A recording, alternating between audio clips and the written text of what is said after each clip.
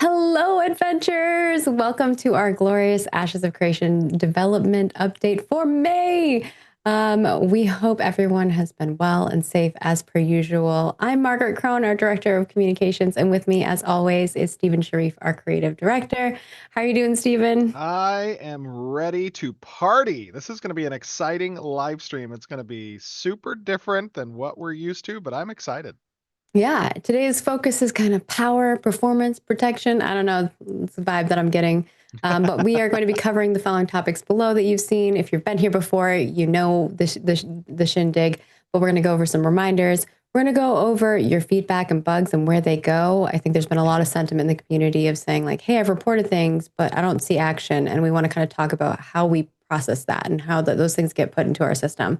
We're going to give a little sneak peek of the Summoner and talk a bit about the Summoner pet system as Ooh. well and the pet designs.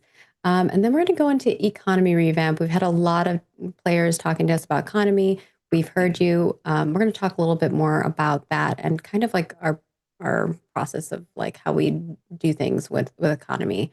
And then, of course, we're going to go over Unreal Engine upgrades and kind of giving you an insight into what we decide and how we decide these things. And we have a little news on that front as well.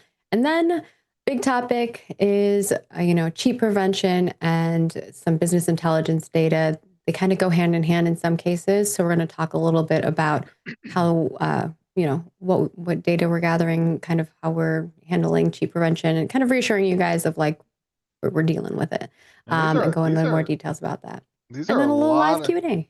these are a lot of topics. I have a feeling that this is going to be longer than an hour It live is longer than stream. an hour. It is planned for about an hour, 40 hour and 30 minutes. So it is going to be a longer time frame. So please buckle in, grab yourself a coffee while we're doing reminders in the intro. We would we would implore you to do that. Take some breaks. Fortunately for you, you can use the porcelain god while listening to us. We can't do that while we're live, so we're just going to hold it. Um, but this is going Is to be that more like a true? panel. We have a whole slew of developers, some of those who you've met before, and some of them who are going to be new faces or new voices to the stream as well. So if you like a good PAX panel, this is kind of the vibe that we're going to be having for today. So just set that expectation in your Yeah. mind. I was saying that Um, earlier that it's going to feel a lot like a panel just because of how many of the developers we have joining us for all these topics. But Yeah, it is. And we're going to be swapping. It's going to be exciting. So, or maybe not exciting for everybody. It's going to be very tech heavy, very design development heavy. So if you're into that stuff, I think you're going to enjoy this. If you like the gameplay stuff, you won't have that today, but we'll find some other time to bring that into the mix of things. Or if you really like this, leave feedback and let us know so that we make more streams like this. But first things first is our YouTube subscriber comment. This one's actually, I feel like lately we've had some harder ones, but this one is actually pretty softball for you, Stephen. It is from our lovely, oh my gosh, if I'm saying your name wrong, I apologize. Lizabetta Medaglia. Medaglia. Medaglia. Medaglia. I love the name. It's beautiful. I'm just butchering it, so I apologize. But they're saying, hey guys, I have a dumb question. There's no dumb question. Would anyone happen to know Steven's favorite flying mount? What Mm. Steven's favorite flying mount is? I hope Steven knows, so that's why we have Steven here. Or if Steven sees this, maybe he could reply. I'd love to do either some concept or fan art, or possibly make an I think it's origami plush out of it, Oh, that's and hopefully cool. mail it to him. So that's And really sweet. what is it? Amigurumi? Amigurumi, Amigurumi. I've never yeah, heard of that, but that's cool. probably adorable. My favorite flying mount is one of our first mounts that we Oh, it's concepted. crochet is what people are saying. Sorry, I didn't mean to Oh, interrupt you, Stephen. oh, no worries, no worries. It is one of our first mounts that we actually concepted, I think. Ryan Richmond did the concept for it, but it was I called it at the time a Begoramal because it was a mix between because it was a mix between a bear, gorilla, moth, and owl. If you guys can guess in chat what mount that is, what's the Begoramal? I don't know if they know. It's a Stephen, if you bear. can talk a little bit louder or Oh, move your mic. testing, testing. How about now? See, during the test, He'll sound fine, and then he'll How am slowly just I? move his microphone away. Yeah, you're good. Am I good? I Okay. assure you, we do tests before. The Dawnbreaker. That's right. Yep. Lex got it. It is the Dawnbreaker. This was when we were in our chimeric pyramid or period when we were doing a lot of chimera stuff, and the Begormal was my favorite with its little tail and its cool butterfly wings or moth wings. That's my favorite flying mount is the Begormal. In fact, we even have a plushie in the studio. We That's actually do have a plushie. We are working on merchandise and that one. And you know what? When I initially sent that artwork over to the person who's making the plushie for us, they were like, "That's horrifying." And I was like, "But we're gonna make it cute." And Mike so. Vecchio made the most adorable version of it ever. So it is pretty cute. It's pretty And cute. and just for context, sometimes in meetings when I'm on a stressful topic or I Be start getting holding on to it. anxious, I will grab that plushie and I will hold it. It is my stress plushie, and it is the Dawnbreaker plushie. So yeah, that's my favorite flying mount. Awesome. Well, now that we've got that easy one going, we're going to switch on over to our reminders. The first of which is reminding you about how you can join us. We have ashesofcreation.com/shop. You can check it out over there. We have a bundle, and that gives you immediate access. But of course, with that immediate access, we are only up during certain days. Generally, we are up Thursdays to Mondays. Sometimes we're up a little longer, like over the holiday. This last week, we stayed up until Tuesday at 10 p.m.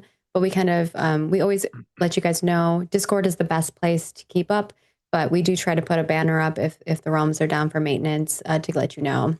And then generally we're doing like our PTR testing on the Tuesdays and Wednesdays before the Thursdays come up for the live services on our production realm, which is the Shoal server that you guys are realm that you guys are playing on. So that kind of gives you just of like reminders of dates. And of course, August 4th is still our plan for phase 3.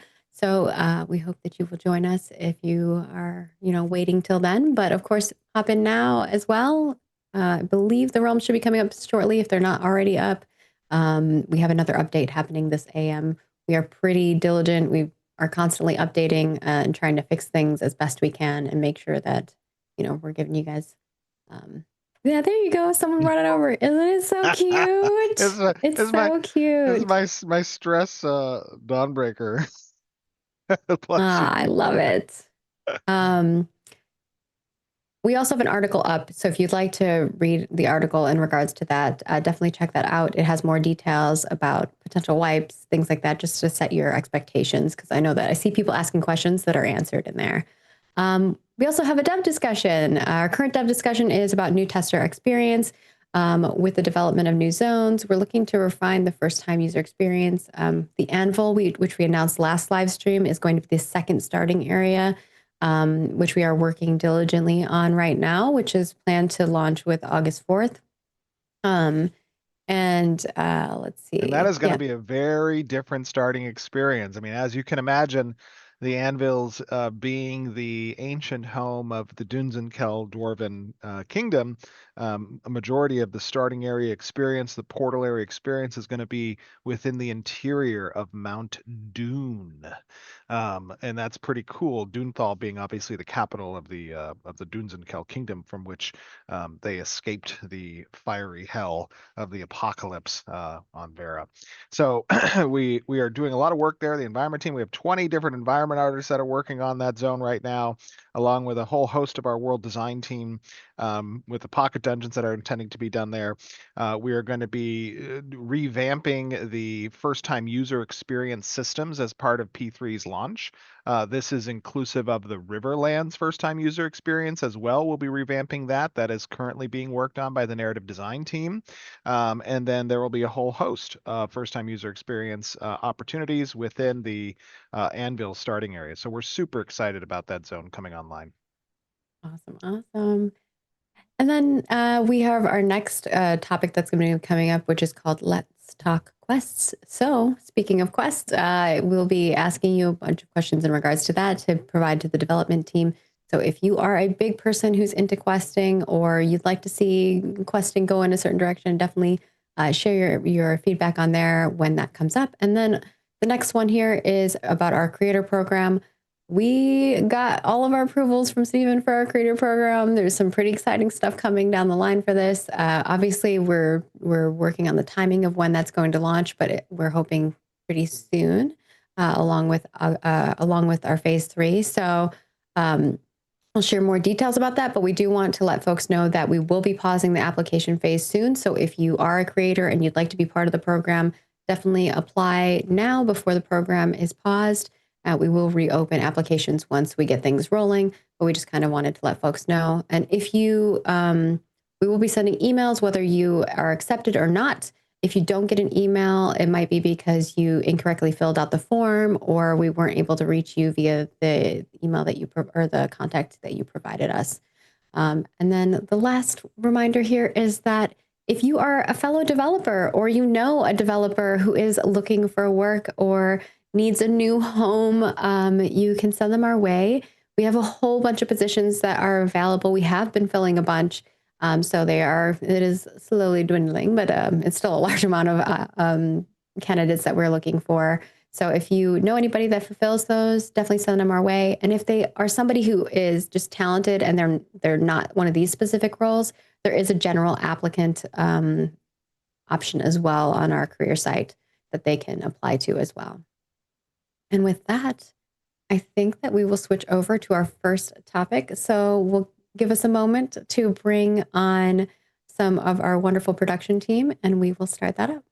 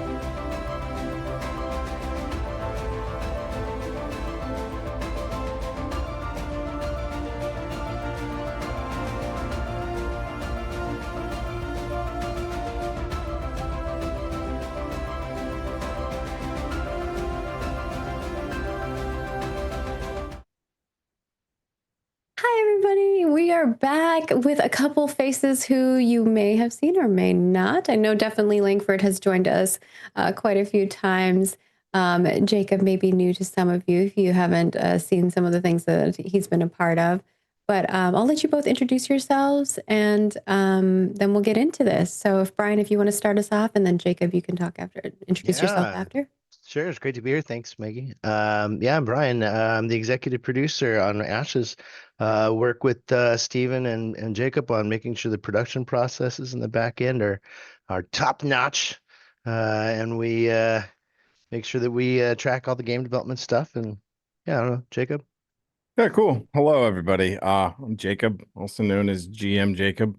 You may have seen me around Oh, mucking about. I'm the director of production here at Intrepid. Been here about 4 years, and excited to join the live stream today. Awesome. Well, we're going to get right into this segment. So this is in regards to your feedback and bugs, kind of giving insight into where they go. So kind of first and foremost, just talking about the bug QA process. I don't know if one of you guys want to talk about like when someone submits a bug in game via /bug, what happens with that bug? Or they reported it. I'll cover the community side of it once you if you want to cover the in-game side of it. yeah, I think it's a great question, and to peel back that layer of visibility a little bit so that people can understand like what happens when you actually hit that /bug in the game. It creates a report on our side, and those reports are ingested and taken in by our production team, usually pulled into a set of meetings that we call triaging, where we attempt to sort and order them by priority or severity, which are two different vernaculars we use. It looks like we might have some issues. Uh-oh. Let's see if we can fix that first before you get too in depth. Yeah. Okay.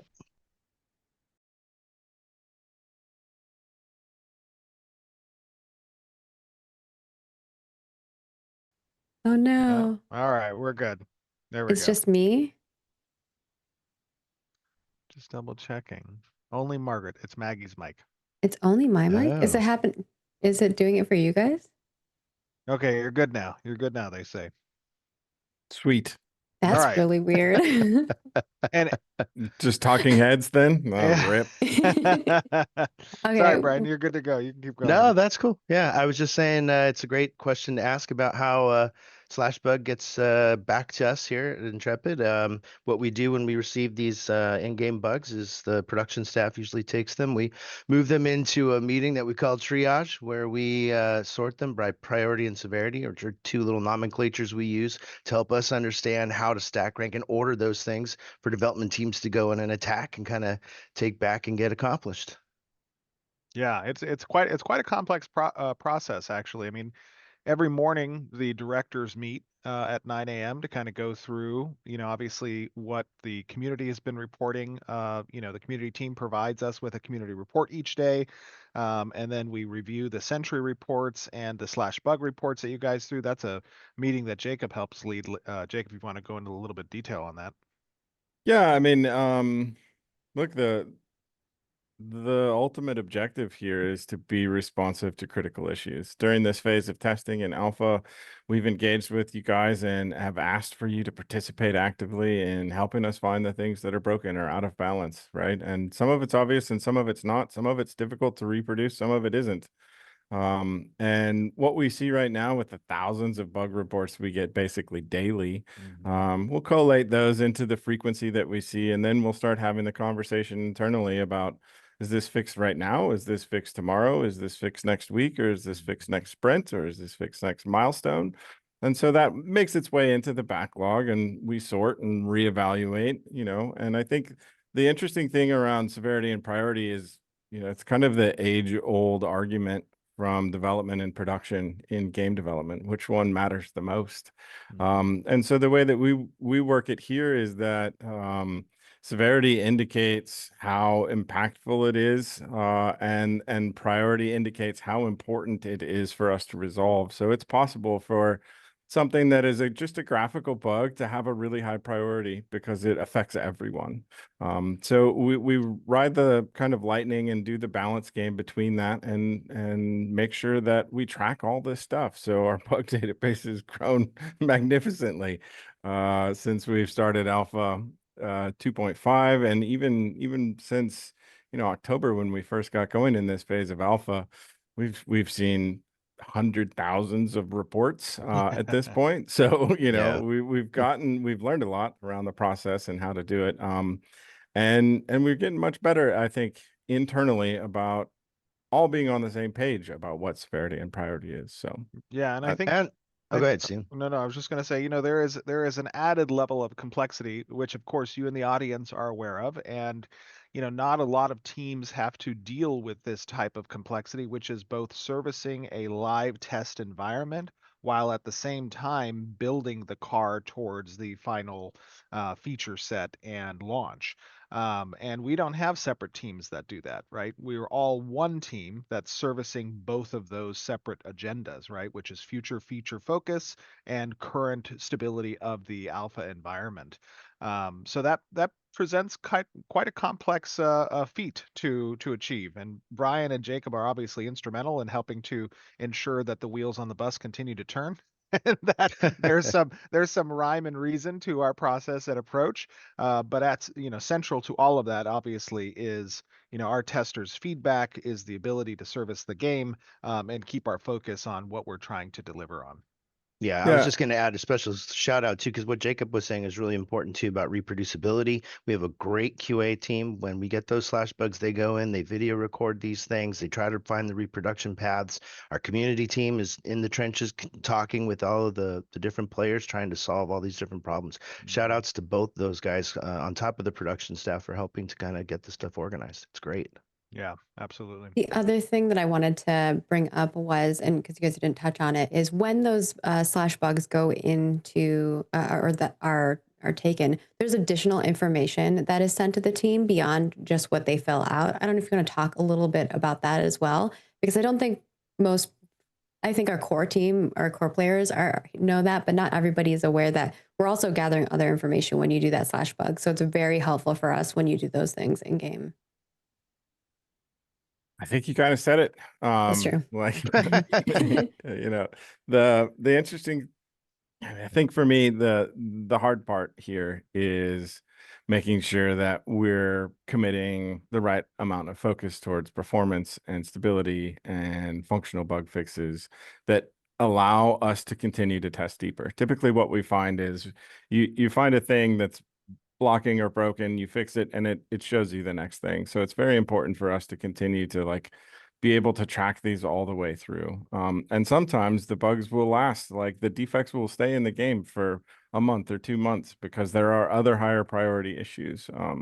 And that's kind of what happens behind the scenes. But there is a very long set of dominoes that have to fall for this to be able to work. And it's one of the things that we continue to improve at. In terms of the collaboration between the testers, and like it all starts with you guys, and from there it's our obligation to be able to deliver and communicate, and I think you can see it in the builds that we put up week after week. Our iteration time is pretty tight, and it's because we are focused in this direction. So thank you for your efforts there, and thank you for your support. Absolutely.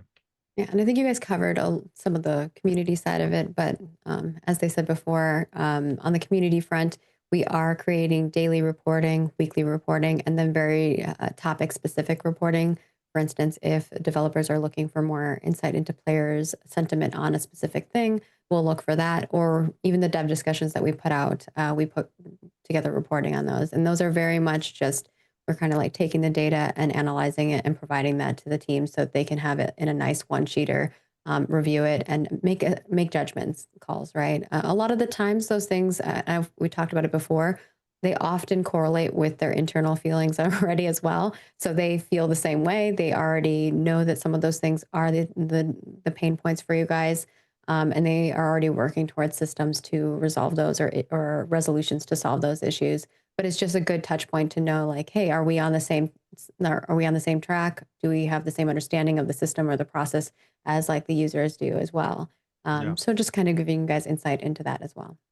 Yeah, I think another good point to make about, our process is that the way that we approach, different milestones and periods within the development and our sprints, we may have some sprints that are much heavier in trying to buy down some of the bug debt, some of the hardening debt that relate to these bugs that you guys are reporting, as opposed to our focus on future feature development. There is a period that's going to be coming up in July, actually, where we're going to be devoting a lot of time across all teams in buying down a significant portion of that debt in order to have a good showing for the start of phase 3. So, you may be, just to keep in context, right, as a player, as a tester who is providing us these bug reports, they do get backlogged, they do get categorized, they do get prioritized in severity assignments, and it's there, and we will get to them over time. But there needs to be some level of understanding that it takes time for us to get to all of them, right? Because even though we're 250 some odd people, that's a small team for the type of game that we're building. And to balance the need of the live product versus the need of the future development is quite a difficult task, even for the best of teams. And I think our team is doing a pretty good job at that. And that's all thanks to Brian and Jacob for helping to manage the chaos. That is ultimately the role of a production team, is to manage that chaos in the most effective way possible. And both of you do a tremendous job at that. So thank you, and hearts in chat for your guys' work that you're doing on this project. Nice. Thank you. And I think Yeah, the it's last okay. thing that I'm going to wrap up this segment is from a player's perspective, what if something is not marked as severe or high priority, but is a really hot topic? It's something that the players and testers are discussing a lot. We're seeing it repeatedly in community reports. What goes into making the decision of bringing those things up, even though they are not like high severity or high priority? Well, it's pretty straightforward, right? And it's sourced through the community sentiment, right? I play the game a lot. Incognito, sometimes not incognito, sometimes I break the game. That happened recently. But really, it's a normal conversation, right? Like we're gamers. This whole crew is gamers. Like we're building a game that we want to play. We're building a game that we know you want. And so it's a pretty normal conversation. I think the big differentiator between working at Intrepid and some of the other places that I've worked at is just the commitment to keeping the game serviceable and to try to find the fun, to work through all the broken issues. Like most of my day is only bad things, only broken things, all day, every day, right? If something works, that's cool. I don't want to think about it. I don't want to talk about it. Yeah, It's all about what's broken. It's That's all right. about what the community sentiment is. And so like there's examples today in the chat and every day of things that bother the majority of our testers, right? And Yes. things that we Yep. need to Or fix even so just that a they can segment. get to the Yeah. next place, right? Yeah. So I really appreciate the work that the community team does. I really appreciate their ability to surface those things because look, you've got bugs, you've got backlogs, you've got developer needs, you've got stability needs, performance needs. All of that is a giant balancing act, but I think the value that we get from the community and the community team is that we bang the gong every day on what's wrong with our game Mhm. and Yeah. what needs to be addressed so that we can get further in our testing protocols. So Yeah, that's Jacob, basically how that works. I want to add to that too really quick though, as well, just to reinforce this point that Jacob kind of so aptly said, is we don't lose those things. Just because we take them in and then they don't get worked on immediately, they are held until we have a chance to review them, talk through them, get them into a development cycle. So all of that feedback is on reserve for us to use it at some point. So just want to reinforce that on top of what Jacob was saying. Yeah, Jacob, you definitely you have a few titles that I've seen in chat. You're GM Jacob, the giver of frogs. I don't know what Yep. that means. Yeah, You're, yeah, you're, I've Yeah. given some frogs, you've man, given to some a frogs. group. You're GM Jacob, the corrupted. I don't want to know what that means. It happens. Yeah, no, I like it. It is absolutely. You guys are doing a great Yeah. job. Appreciate. Oh, go ahead, Margaret. I was just going to wrap this segment up because I know folks have things that they need to do, but I do want to say one thing, and it kind of goes in line with what Jacob was saying a little bit ago. I've worked at a lot of companies, and this is a place where I have seen the most care and consideration when it comes to community. I have created a million community reports, and no one has read them. So it has been wonderful to work in a place that reviews those reports on a daily basis, looks at them on a director level, and makes decisions, not necessarily based on those, but keeps those things in mind when making those decisions because Yeah. they affect the user like on a daily basis. And having an understanding and a touch point with the players, as well as being part of that group. Because when we're reporting those things, a lot of the times us as developers are like, yeah, I've seen that in game, or like, yeah, I've experienced that. So it's not only just a sentiment of like what you guys are reporting, but it's also what we're seeing too. And I think that is just something that I'm like really, it's one of the reasons why I wanted to work here was hearing Steven's perspective on like community and how he felt about it. That's why I was like, you know what, maybe I'll take this leap with you Well, and to work be- for to the be- startup company. To be fair, that's why this company exists. my Yeah. my background is not that of a impassioned developer who started, in CS or in QA and worked their way up. It was as a player who was, not happy with the current paradigm of MMOs that really didn't take into account what the player's perspective was or desires were. And, there's a reason why I think those community reports are part of the lifeblood of our process. And it's because, obviously the reason we do what we do is for the players who ingest what we make. So, it's a very important part to make. And I do see the people talking about the PvP PvP zone stuff, and the yeah, yeah. lawless territories. I want you to know that is part of the We community talked about it this report. morning We in our talked directors about it meeting. this Yeah. morning. Mhm. We will have some plans and thoughts around that and how to address it, but it takes time. So be patient. Patient is definitely the key word when it comes to any alpha testing, right? I mean, there is a part of this game that we are still obviously in very heavy development of. Your feedback is super important, but I said it the other day in Discord. There's a period of time in the alpha testing where we just need to embrace the suck. And right now, some of the systems need to embrace the suck while we get through iterating and changing and addressing them. So we are working on it for sure. We are working on it night and day, my brothers and sisters. Jacob, right, with that, Brian. Oh yeah, Yeah. go ahead. I was going to close it out. You yeah, can go for you it. can close it out too. Thank you, Jacob and Brian, for your time. I know you got a lot of work to do in order to make those things come to fruition. So we'll let you go. And we're going to head on over to talking about the Summoner. I know that y'all are very excited about that. I've seen a lot of discussion in regards to it. So we're going to give you a little bit of a sneak peek into the design and talking with the designers for that. So we'll be right back in a moment. Thanks, guys. Bye, guys.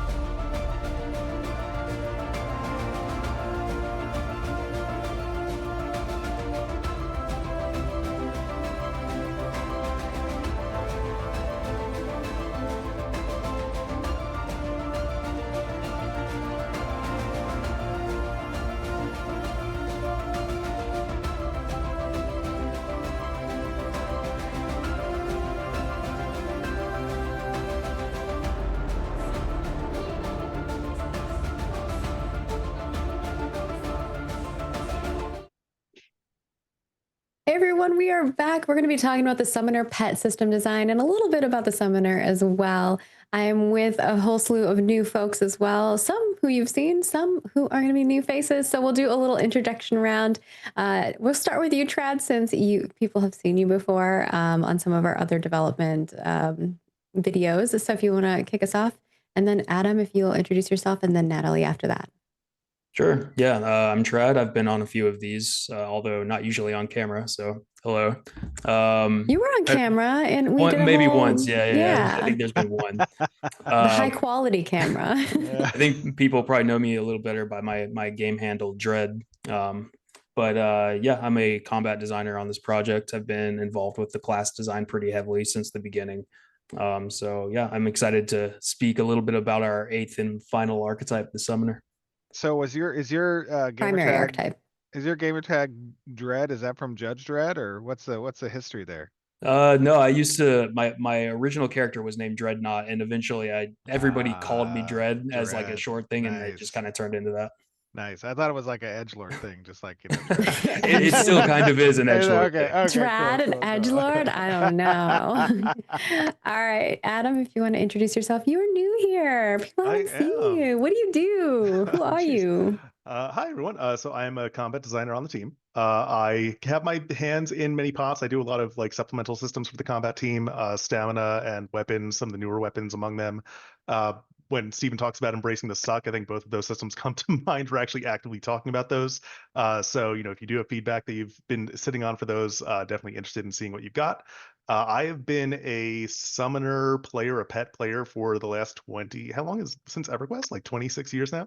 Oh my God. So it's a archetype that is near and dear to my heart. Definitely something that I'm going to main. And my role with the summoner archetype on Ashes is to assist with staging the pets. Love it. Awesome. And then Natalie. So was EverQuest I'm sorry, just real quick. Was EverQuest your favorite summoner iteration? No, not by a long shot, actually. Jeez. My favorite. No, okay. Bill, earmuffs, Savage. Bill, earmuffs, Bill. No, sorry. No, okay. In fairness, I did swap. We have a lot of started as an EQ designers, enchanter, actually. Right? I started as an enchanter. I swapped over to a mage. So like I did love the summoner there. But no, my favorite is actually the metaphysicist in Anarchy Online. Being able to control 3 completely different pets all at the same time. One attack, one heal, one crowd control. Phenomenal. Super micromanagement hell. Love it. All right, now Natalie. Okay. I am Natalie. I work on all the concept work that kind of goes into the archetypes and class abilities. A lot of it doesn't really like see, like daylight because it's more like for internal use. But some of the work that you'll see like in the game is like most of what you get on like the hotbar. And then I worked on some of the portraits that you'll see like on the website too. And we're Natalie, showing some of those. Natalie, you say a lot of it doesn't, we don't see it in game, but in reality, the concept work that doesn't make it to game is foundational to a lot of other work Yeah, that does make it in game. So, the Natalie heart's is, there. yeah, exactly. That's right. Yeah. You just share that with my team, Natalie. We'll make sure it gets the light of day. That's We're right. chomping at the bits. Any assets we can get, we'll take. Well, Which and specifically, like, those of you who love our class iconography or who love some of the class ability icons or some of the artwork on the website around or specific emotes. or the Nat has emotes. Oh, made some those two. emotes. Natalie is a phenomenal artist who really just has a great eye and hand for creating beautiful things that live in ashes. So Oh, Natalie, welcome. I'm super happy And the to have you on concept the art that team. you're seeing on the screen now that's playing is all Nat's work as well. So you're going to see yes, it. the summoner. But let's get Yes. into let's get into the goodies, the stuff that people care about. Let's talk a little bit about the summoner archetype. What kind of role are you guys hoping from a design perspective that this archetype is going to play when it comes to like the grand scheme of, the other roles that we have for the other archetypes? Yeah, I mean, I could speak a little to that. So, as people know from the wiki, the summoner is going to be the most versatile, flexible of our archetypes in terms of the Holy Trinity. They will be capable of tanking, dealing damage, and even healing. Mostly that variation is going to be through their pet. So depending on the kind of pet they have summoned, if they have their tank pet out, they'll be better at tanking, obviously, so on and so forth. Um, but before we go into the pet stuff, we could actually talk about the summoner kit itself, because our summoner is not going to be just the pet, right? It's not like you're only controlling your pet and that's all you're doing. They're going to have their own kit as well. And the summoner itself is going to be a bit more of a caster type. So you could kind of expect similar-ish to like a mage, but also, still pretty different. I know there's been a leak of some of the abilities I saw last night. I was kind of looking around, so I can Which confirm abilities? I can confirm a few of those. You saw like a dot in the kit. You'll Oh, probably see a little more of the dot and channel type of abilities in this kit than some of the others. But that's not to say that they're just a dot class. Like they'll have your typical direct damage and stuff like that as well. Also, a lot of the abilities, they do interact directly with their pet.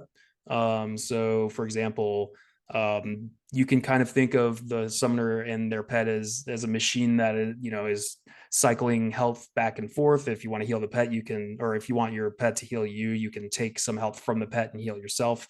You can share incoming damage between you and the pet so that it can absorb some damage for you. Ooh, the transfer pain. I know there's a lot of fans Yep. of that. Exactly. Even use your pet as like sort of a beacon for you fire a bolt at it and then it causes a PvE around the pet, stuff like that. So a lot of interaction and synergy between the pet, but also just stuff that the summoner can do on their own, so that they're not completely reliant on their pets. And one thing to note, Trad, as you kind of talk about these base abilities from an archetype perspective, a lot of times people forget that we have a secondary class system that is not yet in the game. And that leaves us a lot of room to really specialize these base archetypes in certain directions. So what you just kind of described as core functionality behind these abilities has a lot of opportunity to change when that class specialization happens, so that we can see a different expression across those 8 different classes within the archetype. Yep. Yeah. You also had on here, I don't know if you wanted to talk more about them as well, Trad, but the teleportation abilities, buffing, and CCs as well. Sure, yeah. There's going to be quite a bit of utility in the summoner's kit. And part of that is like teleportation. They can teleport not only themselves, but they can teleport their pets. And even down the road, even like some ways of teleporting your party. So mobility that extends beyond just the caster themselves. Yeah, and then I think we already talked about like the dots and stuff. One thing you'll see on the summoner is dispelling of buffs. So for example, the cleric, you've seen cleansing of debuffs. And I know the bard has a little bit of dispelling, but the summoner will have some ways of shearing buffs off of enemies. Yes, for those of you who know some references, perhaps where that came from, a cancel mechanic, right, to remove the buffs of enemies that might be opposing you in both PvP combat or in PvE. I love that functionality on a class. I think it's super cool to disable other players and/or PvE targets. Yep, and then of course you'll see some various CCs in the caster kit as well, like silences, roots, even a stun. So they will be fairly capable of controlling opponents. All right. Well, let's move into the pet. What is the pet control system like? What can people expect from that? I think that's been a lot of discussion in the community in regards to like, how is it going to work? And obviously, some of us have used pet systems in the past and other games, and it's been a little chaotic. So, what are we doing to combat maybe some of that as well? Yeah, so the pet control system, it is going to be a little bit closer probably to like what players are used to in some traditional MMOs. I think we all have an appreciation for that pet as a separate, distinct entity and the ability to actually control and manipulate it as a distinct entity. So, you'll have your typical attack, command, follow. You can put a pet in a position, which will be important, as Trad mentioned. There are a lot of abilities that the summoner is going to have that will actually work through the pet. And so being able to manipulate your pet's position and actually being able to command it into those places is going to be very important. You'll also have stances. So you'll be able to set your pet, to whether you want it to be aggressive and attack everything within its radius, whether you want it to be defensive and respond to things that are aggressive towards it or yourself, or if you want to have full manual control over it and, make sure that it doesn't attack anything unless you In actually want to let before it do the so. pet aggroes everything and trains Right. your party. Right. Beyond that, we also, so I do want to clarify a couple things. One, so we do plan to have the ability to put pet actions both on your primary hotbar as well as maintain a separate pet action bar. The separate pet action bar may not be in the initial phase of Summoner, but it is something that we plan to add down the road if we can't get it in early on. And that is also true for being able to manually control individual pet abilities. So, if you want to say, hey, use your heal, not confirming whether or not, I mean, I guess I can confirm that, yes, one of the pets going to have a heal. Yes. You can command it, to use a heal when you want it, or you can actually, again, future state, but we'll be able to set it to auto heal. And we'll be adding in some logic behind that. So, it's not just using that on cooldown, but it's going to use that intelligently based on whether you or a party member are at, a certain health threshold. Now, is it intended that the player, the pet summoner, has the ability to toggle that auto heal on a threshold that they set? I would love to see it. I don't know. I mean, I've joked, what was it, the Final Fantasy 12? Oh my God, I'm going to completely blank on the name, but they had a system where you could literally set the logic. I don't know if we're going to go that far, Okay. but it's certainly a dream of mine. So who knows? All right. Very cool. Awesome. There is a question from the audience asking, with the Summoner having such a diverse kit, how do we plan on balancing for that and not making them better than other archetypes or at their role versus those roles? I mean, I think we have to do that even beyond the summoner, right? Like we have to Yeah. do that for archetypes that are all DPS. We have four DPS archetypes in the game 5. We have to balance all those as well. So I think that it would probably be pretty difficult for a summoner that is specialized as tank to be as good as a hyper specialized tank archetype. But they can serve as like an off tank. The thing about the summoners that they are more flexible, so they can more readily fill roles as needed as a hybrid. Yeah, it's there are different classifications that we have on a per archetype basis, right? The summoner is definitely the more hybrid archetype design. So what that means is, as with all balancing approaches, right? The idea is for an Ashes that this rock paper scissors design, there may be areas where certain archetypes are better than others. That's the intent. we need to make sure that where they're better and where they're worse fits to our role design guidelines that we want these archetypes to fulfill when it comes to group-based dynamics. And that's how we approach our balance, is around groups. And we also have talked about limiting some of that flexibility, right? Where, you may not be able to have as strong of a pet or be able to summon a pet as quickly once you lose one. So your ability to Exactly. flex between those roles may be limited. Okay. Speaking of those, what are the number of active summons and what are the management limitations to your pet? Yeah. So the base summoner, if we assume no classes, they're going to have one active pet at a time. So you'll be able to choose between. We've got 3 pets planned. We have the Guardian, the Hunter, and the Mystic. That being said, we do want to support multiple pets in the class kits, whether that's being able to maintain more than one primary pet or having a number of smaller pets. So we are developing our tech with that in mind. We do need to evaluate some of the performance considerations. When we're talking about an army of skeletons in a siege situation of multiple hundreds of players, and on that many more hundreds of skeletons, that's a TBD. But that being said, it is something that we want to support in the class space, and so.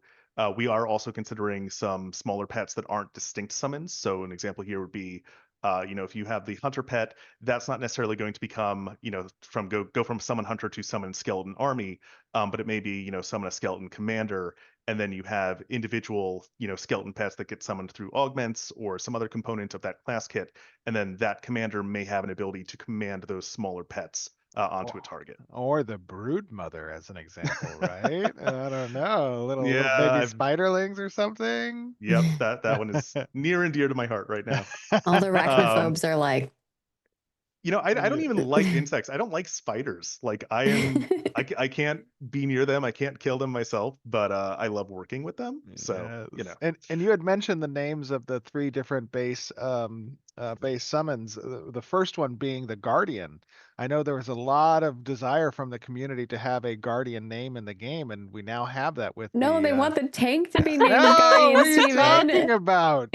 What? No, there was a lot of people Yes. really loving this Guardian name, and we decided to put it on the summon. So now there are those of you who want to play a Guardian, we now have a Guardian pet summon. So this is super exciting. And then there were questions. I mean, you kind of touched on this, but to be more specific and really ask the question, are those the only 3 pets that the summoner will have? Those are the 3 pets that the base summoner will have. There you go. Yeah. Once you get into the realm of classes, I mentioned a skeleton, right? So how's that going to happen? TBD, or rather, you will see. We know how. Yes. But you don't. You talked about the smaller pets, but did you want to talk about how the multi-pets is something that you guys are talking about? Yeah. So this kind of comes back to, we don't have a timeline right now on like whether or not we're going to have those pet hotbars in place for the first release of Summoner. And I think those individual pet hotbars are kind of a dependency for being able to control multiple pets. Otherwise, it gets into some messy issues of inheritance in terms of how the abilities on your personal hotbars work. That being said, our engineer Zach, who's been working on the Summoner on the tech side, he's been demoing with a skeleton army. I know Necromancer is near and dear to his heart. So the tech supports it, and we just have to get to the point where we can actually put it in the hands of the players. All right, now I'm going to hand it over to Natalie, and then I'll come back to you, Trad, in a moment here, and Adam. Can you talk a little bit about the concept art, like how you guys got to where you are with this art that people are looking at, and like what they can expect from a visual perspective as like they progress with their summoner? This one definitely went through a few avenues. We started, yeah, you're laughing. Just a few. just a few. We started with the idea that the summoner could probably summon from like each of the planes, like the celestial, the material, and then the void. But we didn't really want the players having access to, what's really in the void. But it's not impossible. Some of the concepts that were leaked by Steven on Discord, I saw Whoops. those. My bad. I'm sorry. That's fine. You'd see like some of them are kind of like taking on a more like evil or malicious or like kind of like warlocky vibe. But then as we started to kind of get the picture together for like how the summoner works, how his magic works, how he kind of uses it to wield the summons himself, how he summons them. A lot of it just comes through the power of is it Vyra? I've never really like said her Yeah, name. Vyra. Yep. Vyra. Mhm. Who is, you know, the Phoenix herself. So we kind of pushed it more towards this like ethereal ember, like kind of like it's molded together using like essence and like one of the keywords is like uh it's supposed to be kind of held together, but almost like it's just be like barely being like held together. Like it's taking on a form, but not like a complete one. And the idea is like for the augments is that they'll, you know, take on a more like material like presence. Yeah, I mean, when we kind of started delving into obviously these visuals that Natalie has been so instrumental, obviously, in creating, we started talking about the origins, right, of these summons, and how we want the origins of these summons to progress with the archetype progression as well. When you start to specialize, these summons become a little bit more finite. They become a little bit more physical. So the initial archetype design for these summons is a bit more ethereal, not quite yet formed within this universe.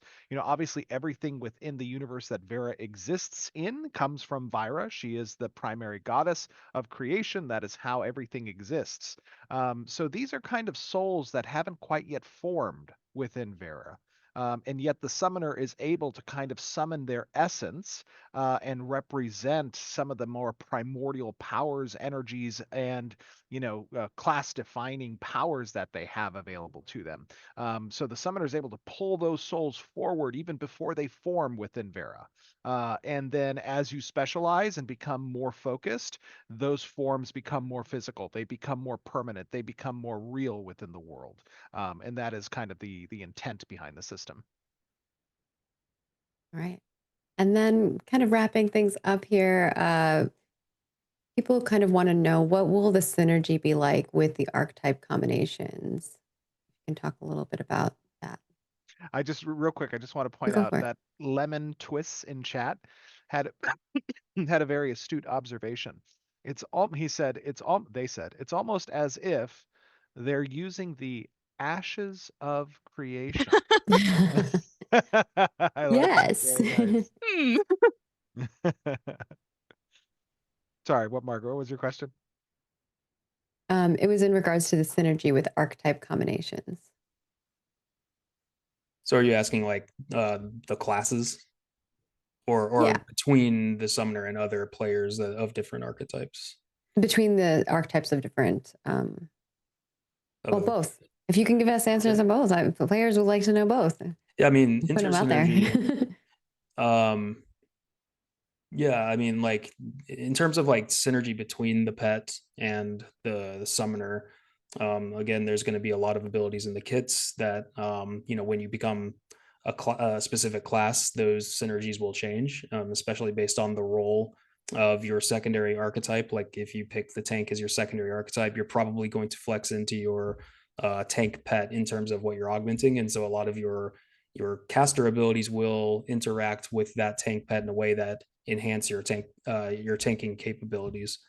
In terms of synergy with other players, again, it's just them fulfilling the Trinity role, right?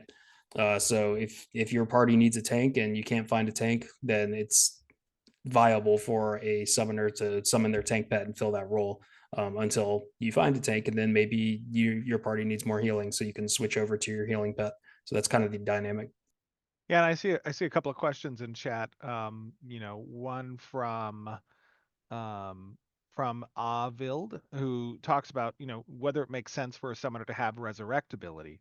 And again, what I said earlier with the class specialization still not yet being available, and that's something that we're working towards, there are opportunities where when the summoner chooses cleric as a secondary option, some of the augments might include that ability to resurrect as an augment option. So that's something that we're working with. There's another question that I noticed from with regards to showcasing, right? What are we talking about today? Right now, we're talking about the designs. We're talking about the work that the design team is putting into and the art teams are putting into creating the summoner.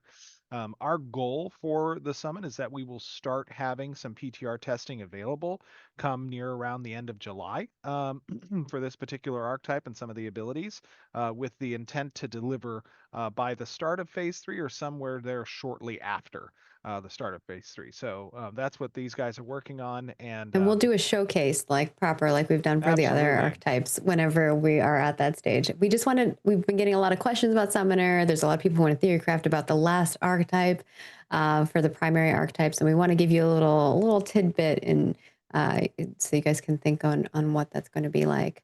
And then Yep. the last question here, I have another one as well from the community, which is, do the summons get their own skill trees, and can they equip gear?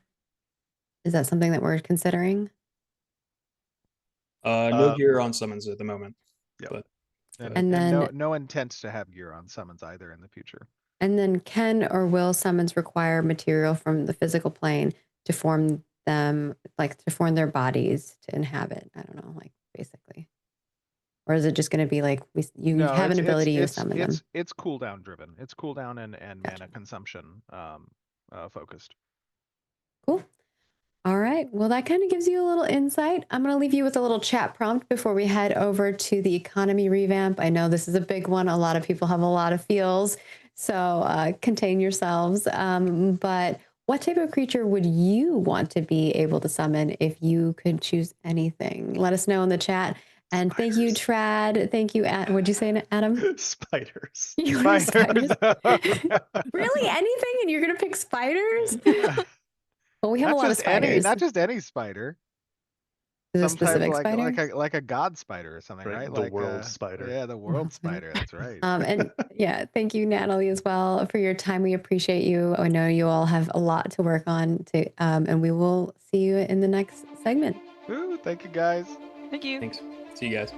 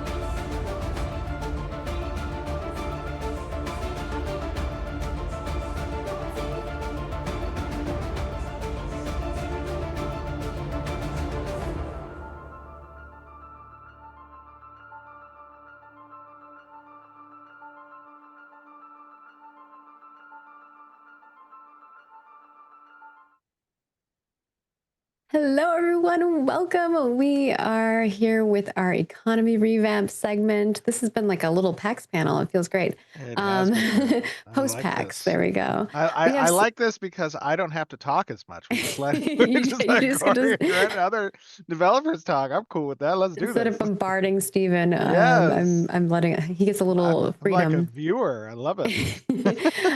We have a new face and a face that you've seen before, of course. So we'll let them introduce themselves.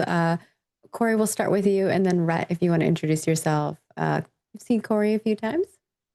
Yeah, how's it going? Corey, I'm a technical designer on the econ team. Excited to be here, talk about some of the big upcoming econ changes, and yeah, let's get into it. Corey, I Right. saw a lot of people prior to this segment saying, "Where's Corey? Where's Corey at? We want to talk to Corey." Okay, People right do on. love Corey. I'm here. I'm Yes. here. I can't see your tattoos as much, though. Like, people love seeing them. This isn't tattoo. This is just chest hair. Yeah. And then Rhett. Hi, we all love Corey. I'm Rhett, the lead systems designer, mostly overseeing economy, and I have a little pinky toe dipped in the node side of things as well. I have to say, I'm a little surprised that we're going to be talking economy rework because Stephen told me this was like supposed to be a victory lap for us because we've got the economy nailed. Is No, no, that okay? this is a in-depth dive into what it takes to nail the economy, which is That's right. currently in progress. He's Exactly. trolling you guys. If you don't I'm understand sorry. sarcasm. Yes. And now, Um, Rhett, there's a big question in the community that I think you could provide some clarity to. Is it Rhett or Arhet? You know, I'm not sure myself at this point. One of those was my given name, and the other one just became the name people call me. Perfect. So that it's the kind of name at your people has option. given you. All right, well, let's get into it. I know this is a big topic, and we're trying to cram a lot into a short period of time. So let's kind of go over things. I'll hand it off to you, Rhett. I know that you had kind of laid out how you wanted to talk about it. And then if we have any additional things, Stephen and I can pop in and ask some additional questions as well. Okay, but I'm also going to lean on Corey a lot here. Yeah, 'cause go for it. He's been doing the This is heavy your lifting. guys' show. Yeah. Give- Just from high level, you know, we've been trying to do a lot of things at the same time. You know, our world has quadrupled and more in size since the last time we really tuned the economy. Um, and I think we've got to the point now where, you know, we need to revisit it. Yeah. So, you know, the goals we have for this are, there's a few of them. You know, we want to make sure that early players have an avenue through crafting to outfit themselves if that's the path they want to take. You know, and part of that means the time to acquire your resources needs to fit within a time frame that's in sync with player leveling. You know, we're not doing that right now, right? I think we pushed the gathering and crafting loops in a direction we want to lean to. We want to make crafting important. Absolutely. Did we over-index? Sure, but we don't want to make one of these games where a bunch of materials no longer matter or where crafting no longer matters. And so I think we've like deliberately hedged that side of the fence. And now we're going to pull back a little bit. I think the other thing that to note is that, you know, all of our systems have to work together. And we've been going really broad, you know, player power, you know, the size of the world, you know, the balance of our harvestables, you know, copper, enemy drops. And so we're working on a model. We've been working on a model, I guess, for the last couple of weeks now Yeah. to hit all of these goals. And that's where I'd like to hand it over to Corey to talk about kind of what he's doing right now, because he's Well, knee deep in it. and Corey, before you get started, you know, I want to set the scene, right, for many of the community, the players who, you know, don't obviously have insight to what it takes to make an economy as intricate as the one we're trying to create. And I'm going to use a word here that I think is on a lot of bingo cards, but the economy is very much not a bespoke system. It is actually a system that is very well integrated and interdependent across many of the other systems within the game. And when you talk about, you know, the start of a testing phase like we had back on May 1st, our 2.5 launch, which we did not intend to do. That was not in the cards. We did not have a plan to do a fresh start on May 1st. That happened as a result of a lot of community feedback wanting to see that occur. Now, we had some grand plans to deliver on revamps for the economy prior to the start of phase 3. And that those plans, obviously, we did a little bit of some missteps at the start of phase 2.5 because we wanted to start that phase with some of these changes enacted because economy is very much a continual process. Once it starts, that starting point, it's very difficult to make changes in the middle of it and not have still the effects of that start manifest itself throughout the entire process. So even if we make changes, we can't go back and change without a wipe what has happened to begin with. Um, So it's very interdependent, it's very interconnected. It stipulates player progression with gear, with the design of nodes and the ability to construct buildings, the acquisition of those material resources for those building construction. It is, you know, the power curve that players have against NPCs. And there is a little bit of a confluence of issues that happened at the start of phase 2.5 with that fresh start. So we are very much in the process of kind of iterating on the economy while the bus is moving, which is never a fun place to be from an econ team perspective, right? You want to have that fresh start with the economy design you want, and let's see how things play forward, especially for an open economy. So as Rhett said, right now, Corey, Mike, myself, Rhett, you know, we are knee deep in this refactor. Corey, I'll let you kind of talk a little bit about, you know, what that entails. Yeah, thanks for the preface that for sure needed to be said. I think another little embellishment on that is with the additional 2.5 phase, we kind of got this unique opportunity to be like, what things can we try out in a short span, knowing that phase 3 is coming and we can make some kind of bigger changes based on the data that we collect there. So there was a decent amount of changes. It's like a good example of this is like crafting recipe amounts. How many things are used in those crafting recipes? How many things are used in the processing recipes? And we knew for sure that we didn't like the amounts that were too much on the low end beforehand because of the way crafting works and the averaging that happens when you're using different materials of different rarity. And we weren't quite getting the gameplay that we are looking for there. When a recipe only has, 3 things in it, and every time you're gathering a thing, you're getting 5.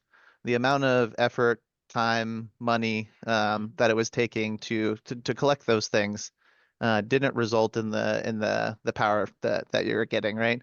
We saw kind of a lot of that with like our previous stats and in previous phases where like the amount of power you were able to get and the rate at which you were able to get it kind of turned into like a power creep and a one-shot fest. And that was a multiple compounding issues, but that was one of the factors. So for this phase, we wanted to try to swing the pendulum a little bit and see where the boundaries are. And it sounds like we for sure found some of them. And so that's one of the things that we're working on now is taking in feedback on what players feel like with the higher values, both on the processing level. We kind of started out with a big change and it kind of compounded the higher the processing level, the crafting level got. And that definitely felt, too heavy-handed. And we kind of loosened that up on the lower end to make novice crafting feel more approachable. But even then, there were some more fundamental issues, right? Like Rhett brought up the copper thing. One of the things that we learned from the copper thing is if we're going to have recipes that are supposed to be kind of the intro recipes, right? Those resources that are needed to create those things need to be accessible, and we didn't have a balance of accessibility across like trees that you find and flowers that you find and stone that you find and the metal that you find, right? So we were seeing everyone trying to draw on this metal that was significantly rarer than the hundreds of thousands of trees that are around, right? So we need to take another look at those things and be like, all right, well, what other stuff should players be using to be able to craft a full set or a new weapon or make money through the market as they're learning crafting or before they hit level 10. How do we make sure that people are able to output things that are relevant as people are leveling up in the lifetime of the server? and they're not stuck behind the leveling curve and the adventuring power that players are able to reach by grinding mobs or doing quests. So those are the things that we're kind of taking a look at now. We have a ton of feedback and a ton of data on it, so we're able to kind of make more informed decisions Yeah. on those points. And So, and the other thing to keep in mind is, part of what the economy team is working on right now that is going to be introduced into the game sometime in the very near future, is touching hundreds of recipes. It is touching hundreds of spawn rates for gatherables. It is recategorizing the gatherable types into these accessible, introductory gatherable types so that we can ensure some player character, power curve through progression that they have access to and properly equip themselves through crafting and or through questing and or through drops. And then we partition those low end tier, graded items from the mid tiers or from the high tiers, which each increment becomes more and more difficult to achieve within a particular grade. There is also going to be some UI work that comes with these changes and how we are showcasing those itemizations within the grade as well. And then on top of that, we did identify some bugs with our random spawn gatherables that we have addressed and then didn't take into account the large expansion of the world. We were seeing some populations not occurring properly. We also got the clustering in that's going to aid, I think, in these endeavors significantly as well. So, this revamp is obviously the one that we wanted to target for the start of phase 3.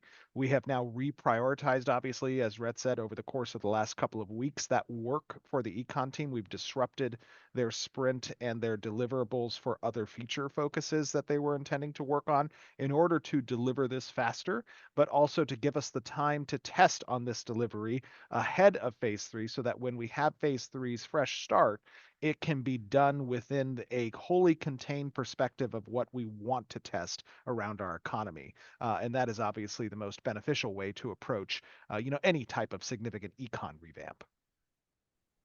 yeah, and as And Stephen mentioned before as well, we're trying to do all this while simultaneously bringing in new features that are very important to how the economy runs or how players gain power, or so it's kind of like we're trying to think about it holistically and make decisions based on it, but we're not able to get full data on how that stuff is working and full feedback on how that stuff is working. An example of that, right, is at start of earlier phases, we have thousands and thousands of players coming in through the portal area, and their entire ecosystem, the whole game is just the Riverlands, right? And so by design, a zone isn't supposed to support a whole server in terms of the amount of resources that are there, right? So that's where you're going to start to see the amount of resources or your economy kind of fall apart. Everyone's draining on one zone. Yeah. When we need more space in the world and more gatherables in the world to head up that pyramid and turn into process and turn into crafted goods. So the more we expand and the more space that we have to spawn more gatherables and hit kind of the numbers and the amounts that we're looking at, the more we're going to get closer to what we're actually expecting for our economy, gatherables, crafting. Yeah. across And that the will board. So, continually be kind of a challenge for us, right? Because we are, Yeah. I think Stephen brought it up in a previous segment too, is that we are pretty much having a live service at the same time as developing alongside of things. So there are some challenges that we have to manage along the way. And this is kind of one of those situations where we're going to grow the spaces in which you're gathering these things, and the economy changes over time based on those things. And we have to think about it, like you said, holistically on a larger picture, but also ensure that the moment to moment gameplay is still fun for the interim, like the time prior. Yeah, and that's really the rub, right? I mean, Yeah. we've talked about this since 2017. that our approach from a development perspective to being transparent in the process, to offering a true alpha, not actually being a port over alpha from what players are most accustomed to, is that the perception sometimes can be that I am playing a game right now and that I expect this game to function like other games in the sense that it is, complete, that these loops are all polished and or don't have these major problems. But the reality of it is that this alpha is a true alpha. And over time, it can degrade a little bit and then get better because we're actively developing, and that can sometimes introduce different bugs. It can sometimes introduce, for example, I saw that there was a comment in chat from someone. I didn't see what it was, but it was essentially like, it's too bad that at the start of phase 2.5 we had this bug with the enemy NPC power curves. Yeah. And we did. We introduced, just to give you guys cognizance of that, we introduced a bug early in phase 2.5 that actually stopped the power curve of NPCs with star ratings. So all the higher star mobs were kind of hitting, very weak and could be easily, trained into these massive groups, and players did not require the normal gear stat check that would have been, the challenge rating of those types of encounters, and were able to progress significantly faster without necessary gear. And then when we introduced the fix for that a week later, all of those characters had no gear score essentially at higher levels, and the power of the mobs were where they should be. And then boom, it was, oh my God, I can't fight. All the mobs are killing me. So like, those are the types of alpha experiences that can occur. And we have to make sure that we're taking, I know it's a bit of a meme now when somebody, gives feedback, critical feedback, that other people will say, it's an alpha, it's an alpha. And sometimes that can be overused. Sometimes that's used in an incorrect manner to curtail, feedback that we actually want to hear. But in other cases, it's true. In other cases, that is a real issue that we need to make sure we're keeping in perspective as a testing audience. The alpha is going to have problems. And for the economy right now, we are trying to sift through those issues and address them head on and deploy these fixes and the revamp that the team is so hard on working right now. Yeah, and I think to wrap this up, obviously we could sit here and talk all day about economy. There's a lot that goes into it, and we are generalizing. If we want to bust out spreadsheets, I'm sure we could do that, but that's not necessarily what we all have time for. I know some of you might, but obviously Corey and Rhett have work that they have to get doing. We have a lot of stuff on our plate that we want to try to accomplish for phase 3, and this specifically to kind of, restate again for people is with this economy revamp, we're looking at recipe rework, gatherable spawning, world state artisanship access, progression in artisanship. I cannot say that word for the life of me, onboarding, and making that process a little bit better. And, this does touch a lot of things. It is, the gatherable spawning, the processing, the recipe makeup, enemy drops, player gear, vendor inventories. There's so much that goes into this with all the nodes that we have and the new POIs and zones that we're going to be providing in here. They have a lot of work ahead of them. So just letting you know, kind of reiterating again that they are looking into it. The concerns that you guys have brought up is something that we are addressing. And, that's why this live stream is so different than the others. We really just wanted to address the concerns that the community had and really let you know we are working on things, but some things do take time. And this is a big thing. It's going to take some time. So again, as Stephen mentioned in the previous segment, we're asking for a little patience and grace while we do that, while we make these changes. I know we don't I like believe to the give correct term I used was embrace the suck. embrace the suck. Yes. Sure. Nice, Steven. I'm not going to say that. I don't Good. want that quote. I'll say it. But obviously, could- people are wanting to know when they'll be able to start testing some of these features, whether or changes. Do you guys have kind of a timeline of some sort? I know we don't want to give dates, but maybe like when they'll be able to see some of this coming to PTR, maybe not necessarily to the full extent. Yeah, that's a Rhett and Steven question. Oh, that's a good question. I need to ask production. And that's okay. If we, I just know that that's a question that users are going to ask. We so. are actively working on it right now. I cannot predict when it's going to get out of the lower branch testing and when we're going to complete all the tasks for that. We have some estimates. I think that it'll be at least probably another couple of weeks. As I said, we're touching hundreds of recipes. We're Mhm. touching hundreds of spawn rates and quantities. We're touching basically the entire economy. So it is something we don't want to deploy and deploy wrong again. We want to deploy it right, and we want to be able to start collecting data on it that will help inform what we need to massage going into phase 3. All right.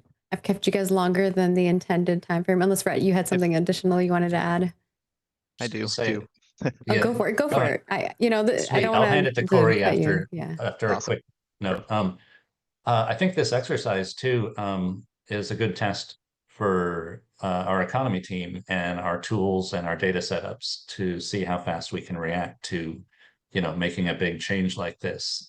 So I'm really interested to see how fast we can turn this around. So, just speaking to Stevens, 2 weeks-ish to get the, initial internal look at this. I don't know. I'm pretty optimistic.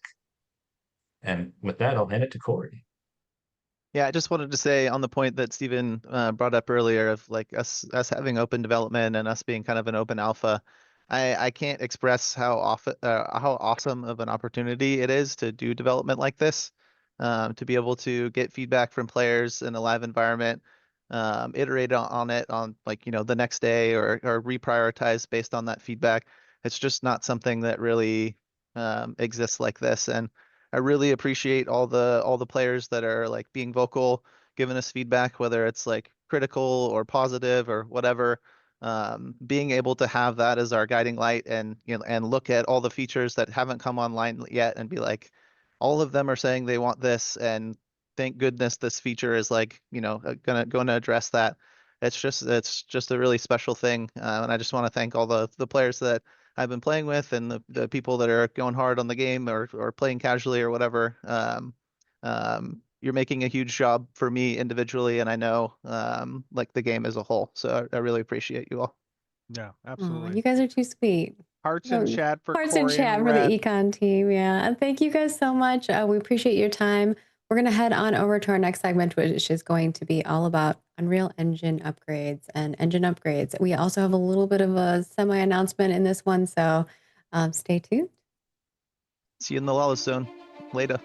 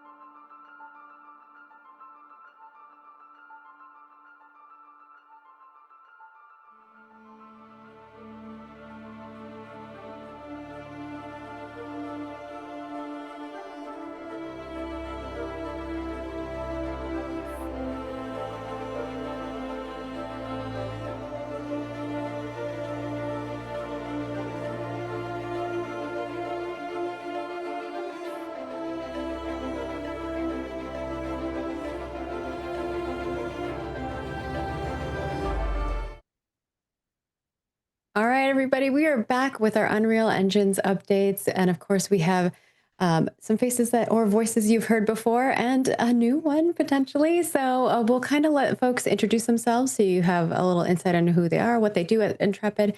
And then we'll get into the nitty gritty of Unreal Engine updates. This is going to be a little bit of a longer segment. It's going to be a long stream where this is like a giant PAX panel, like I said before. So we'll start with Mark and then Zach and then Willis. If you guys can go in that order, introduce yourselves. Yeah, sounds good. Mark Storch, Director of Engineering. I've been here for a little while at this point. Try to stay Mark and I in the used to back. be in a little garage together. Yeah, in the Yes. garage with the roll-up doors and the speeders that came by our door and almost took us Almost out 8 sometime. years. Wasn't it? It's almost been 8 years, Yeah, Mark. it's Holy been a while. I try to smokes. stay off the live streams and stay in the back channels. But Mark is always sometimes, like, yeah, you could do that. Whenever there's a connection issue, Mark Right. is there. Mark is there Mark's in the the guy. background trying to fix it. right. It's Mark like, and I have spent so many, and Zach more recently, but Mark and I have gone way back, spent many 2 a.m., 3 a.m. times together. I feel so bad. I'm like, Mark, help me. that's right. I've diluted my salary to almost nothing at this point. But I That's love not it. true. It's been a great experience. I'm really excited today to talk about Unreal Engine updates and cheat prevention and all the good things. So happy to be here. Go for Oh, it, I Zach. guess that's my turn. Yeah, that's your I'm cue. Zach. I'm the technical director here at Intrepid.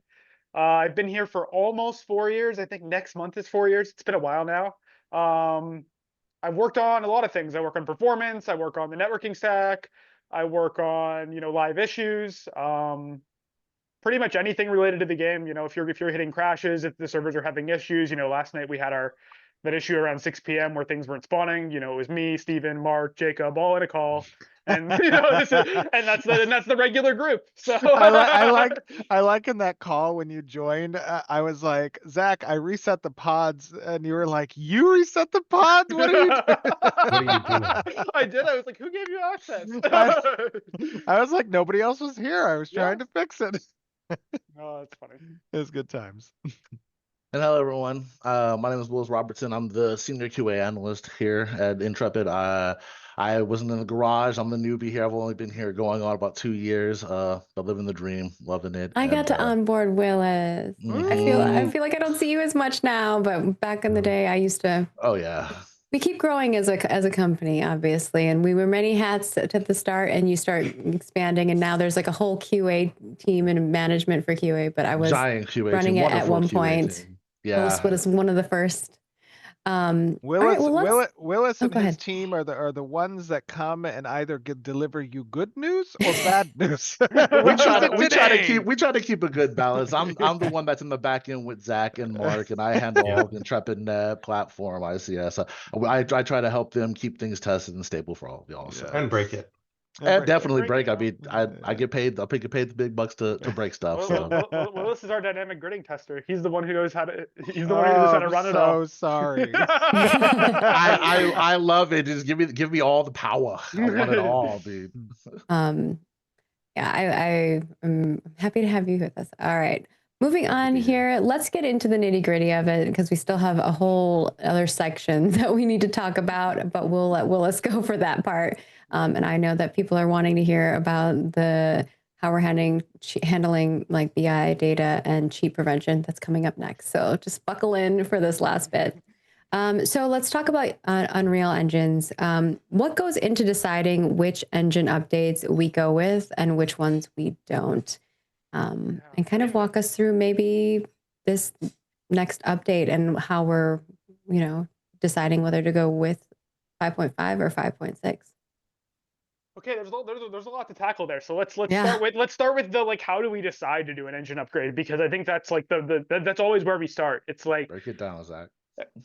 Doing an engine upgrade is a very, very big deal for us. Not just like in terms of amount of work for engineers. It's also like studio impact, player impact. There are a lot of things that go into it. So like the first thing always is, can we even afford to do an engine upgrade right now? Because doing an engine upgrade is a few engineers' time for a couple months, and then it's also once it finally makes it to our dev environment, it's also there's impact there that we have to measure. And no matter how good of a job we do on an engine upgrade, there's always impact because it's an engine upgrade. It's basically like, imagine us taking our stable base we work out of every day and then taking, A match and- 600,000 lines of new code and dumping it on top of our game. It's basically a couple of people first figuring out how to light the match, and then they throw it behind them, and the whole dev branch explodes. Yes, exactly. Very dramatic. So that's the first thing is like, can we even Hopefully afford we to do find this? it before we bring it into dev. Well, that's the thing, right? That is so. The step one is can we afford to do it? So we always time these things very carefully, like in our production cycle. Like for example, we would not do an engine upgrade right before phase 3 launch. That doesn't make sense. We know engine upgrades introduce instability. We're trying to keep the game stable. Doing an engine upgrade is not in that direction. And basically, Zach, like, before we even get to the point of evaluating should we do the upgrade, it's kind of like that scene out of Finding Nemo when you have the seagulls and one goes mine and the next one goes mine, and then they go mine. That's basically the development team. They're saying upgrade. And then when the voices get so loud, you're like, all right, let's take a look. Yeah, that's it. That's everyone but the engine team. they're the ones who don't want to do the upgrade. They're like, please keep the game stable, please. But there's so many good things that Epic is always developing. Like, in 5.5, there's all this PCG stuff. In 5.6, there's a lot of work that they've done around performance and stability, which is, very, very important to us. We have a live product. We want to be providing, the most stable and performant game we can to our players. Mm-hmm. So, and some of those upgrades actually help fix issues that we're dealing with. Yes. Oh yeah. Like there are, like we have our crash reporter. We talked about /bug earlier. We have a crash reporter. So every time a player crashes, the crash gets sent to us and we can kind of see it. There are things that are currently, in the game causing crashes that are issues in 5.3, and they'll be fixed in later versions when we move forward. And often there are also cases where we can pull in changes from other future branches to try and fix the game. So like there's a lot of factors we have to balance in here, because we can also pull in changes from other engines without having to roll forward our entire engine. Yeah, and just to set the scene a little bit more, so for people who understand the vernacular, when we talk about an engine upgrade, we're not talking about going from like Unreal Engine 4 to Unreal Engine 5. We're not talking about going from Unreal Engine 5 to Unreal Engine 6. No. What we're talking about is subsequent patches that Unreal releases for Unreal Engine 5 that include fixes, new features, additional development on stuff that they're working towards, right? So just to give you guys context. But they also another tend piece to of change context. a lot. Another piece of context that we maybe should give people too is that there are different branches that we work in. So when we're doing engine upgrades, we're working on a very low branch. And when we're talking about development, that's where like our core teams are all working. They're implementing things, and then those get pushed up to QA. And not every change list from the development will always get moved up to QA. It kind of depends on like what we're going to bring out to players. Then QA will test those things, and then they move up to staging, and then they move up, which is staging is like the PTR realm that you guys have known, but we have an internal realm that we play on, obviously, that we test before it goes to you guys. And then it goes up to production, which is like the live environment that you're playing on, like Shoal, for instance. And by the way, this segment's going to be about as technical as it comes. So for those of you who just want to veg out and just let this kind of go in one ear and out the other, that's okay too. That's okay also. Is there anything else you wanted to touch on the point of what goes into engine upgrades or deciding which one we go into? I don't think so. It's like it's mainly driven by studio need. Is there a lot of lift we can get is there a lot of lift we get by doing an engine upgrade? Will one department get a lot if we do an engine upgrade? Will they get a bunch of tools that will make their pipelines faster? Is there a lot of stability we will get? And then once it's identified we want to do it, we just have to figure out when. Right. And I would say then there's QA testing that goes into that prior, right, as well. So do we want to talk about that, or do you want to go move into kind of like why an engine update is such a big deal and why they take so long? You walk me through your thought process on how you want to. Let's start with that, and then we can get to QA, because I think that's the natural next step. Yeah, that's my thought process. You just had it in a different order, so that's fine. So yeah, doing an engine upgrade is a very, very big deal, as Maggie just said. It's not like we are not even close to a vanilla Unreal game. It is not like we just repoint our engine to the new Unreal Engine version and the game runs. We have years and years and years and, you know, thousands of lines of custom engine code that we have added on top of Unreal Engine. So essentially, you know, when we are taking an engine upgrade, we have to take Epic's copy of the engine, take our copy of the engine, and put them together. And this is a very big thing, as you know, the Unreal Engine has hundreds of thousands of files, hundreds of thousands of lines of code, and they're in Unreal Engine 5, they're changing a lot very quickly. So we are also having to keep our engine changes compatible with them as we are moving forward. And that's a very big job. It usually takes us, you know, weeks to even get it like to compile with the new engine version, and then, you know, we have to start going through all of our QA processes. And I think this is a good throw over to Willis. It's like, how do we even start testing an engine upgrade, because there's so many things to test? Like, what does that look like? Yeah, so with QA, what we do is we like to, when we hear about an engine upgrade, we like to go in and look at what are the big things that we are going to upgrade, what are we going to take from that, and we try to go into where we know the lowest stream is going to be that we're going to do testing, and we develop test planning and a lot of test strategy around the different features that we know we're going to touch, if we're doing performance, if we're going to get some GPU performance upgrades, if tools are going to be integrated, if there's different ways that things are going to function. We want to ensure that the parity between our above streams and what we're doing on Unreal 5.6 or 5.5 or whatever we're upgrading to is still there. We want to make sure that it's still playable. It doesn't interrupt players when, you know, as we start promoting. And once we get the test strategy and the planning out, we build an entire test suite over everything that we're going to touch, anything that we feel like is going to be messed with or affected by this upgrade. We'll throw it in that test suite, and we work very close together. We have an amazing QA team. We all work together very well. We get stuff taken care of. We get it looked, and once it goes up to dev, we get it promoted, and we still want to go in there because there's still other changes. It's a different stream. Yes, we just tested, but we want to make sure and ensure a stable and functional environment before we start moving it up and before the players ever see it. So a lot goes into creating the test cases, working very closely with engineers, designers, and development, production as well. The entire studio is amazing, just to isolate and find out exactly what it is that we're going to be touching. And that's 9 times out of 10, as you've seen with 5. When last year at 5.3 as time,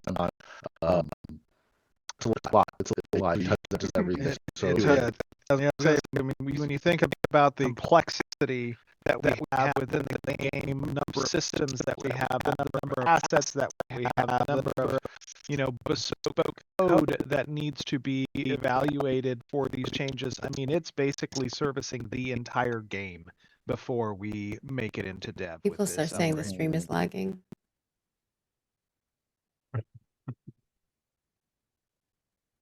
Ruh-roh. All right, we back again? Yeah, we're good. Sorry, I just want to make sure. Okay. Yeah, but yeah. Oh, sorry. Go ahead, Mark. No, I was just gonna say that, like, Unreal Engine was not built for the purpose that we are using it for, the scale that we're using it for Ashes. It was not designed for that. So that's what Zach was talking about. You know, we have a lot of customizations and have built systems and interconnections to facilitate a game at the scale of Ashes. So and it touches a ton of our different teams, not, you know, from our content creators internally, our gameplay engineers, our testing teams, folks building tools, the build systems, our back-end engineers. There's a lot of integration we do with custom libraries and custom code that talks across many different interfaces. So we have to go through the gamut of all of that every time we roll out a new version of the engine. So well, that's the fun part of it, right? Because we use such a customized engine, QA we have to really know our engine when we do these engine upgrades and know what we're looking for in order for us to test very efficiently and to really ensure the quality is what we want it to be to go up. Because as you guys know, QA will not be on board. If our stuff is not working right, we're not getting it moved up. We don't want to impact our players or our community in a negative way as much as we possibly can. And So we that's have what kind of a great example of this with our 5.5. If you guys want to talk a little bit about that and kind of what our decision. Are we gonna talk about the recent struggles? I think Yeah, I think it's a great Yeah, example. no, I'm fine with right? that. I'm I fine. think it's a great Yeah, example. 'cause, Obviously, yeah. don't harp on it, but I think like giving it's a good No, example of like us making a decision, and this is kind of a little So announcement you're, of like, you're gonna get a little story right Yeah. now. Zach, you can walk us through the story, kind of how things happened and Definitely what messed occurred. with me. Yeah. Yeah. I guess I think it was announced before that we were moving to 5.5. That is something that I think Steven has said on stream in the past. You know, so that was something that was in progress for the last, I don't know, month or two, on and off. So you know, we I guess we do have the game running on 5.5. We tested it in our fireside on Tuesday. Is that accurate? And you know, after testing it, we were going through all of our data and seeing, you know, is this version of the game better than the version of the game we have now? And that, you know, that there are a lot of different vectors we have to look at for that. There is, you know, does it have more bugs? Is it more performant? Is it more stable?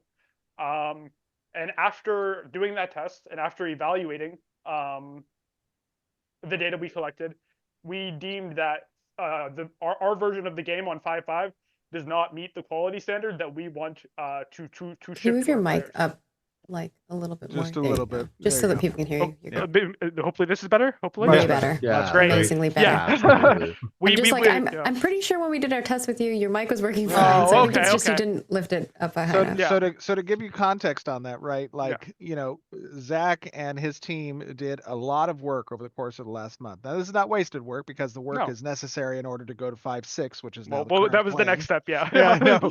But what had happened was, essentially we got the 5.5 branch up and running, and we tested internally in the studio.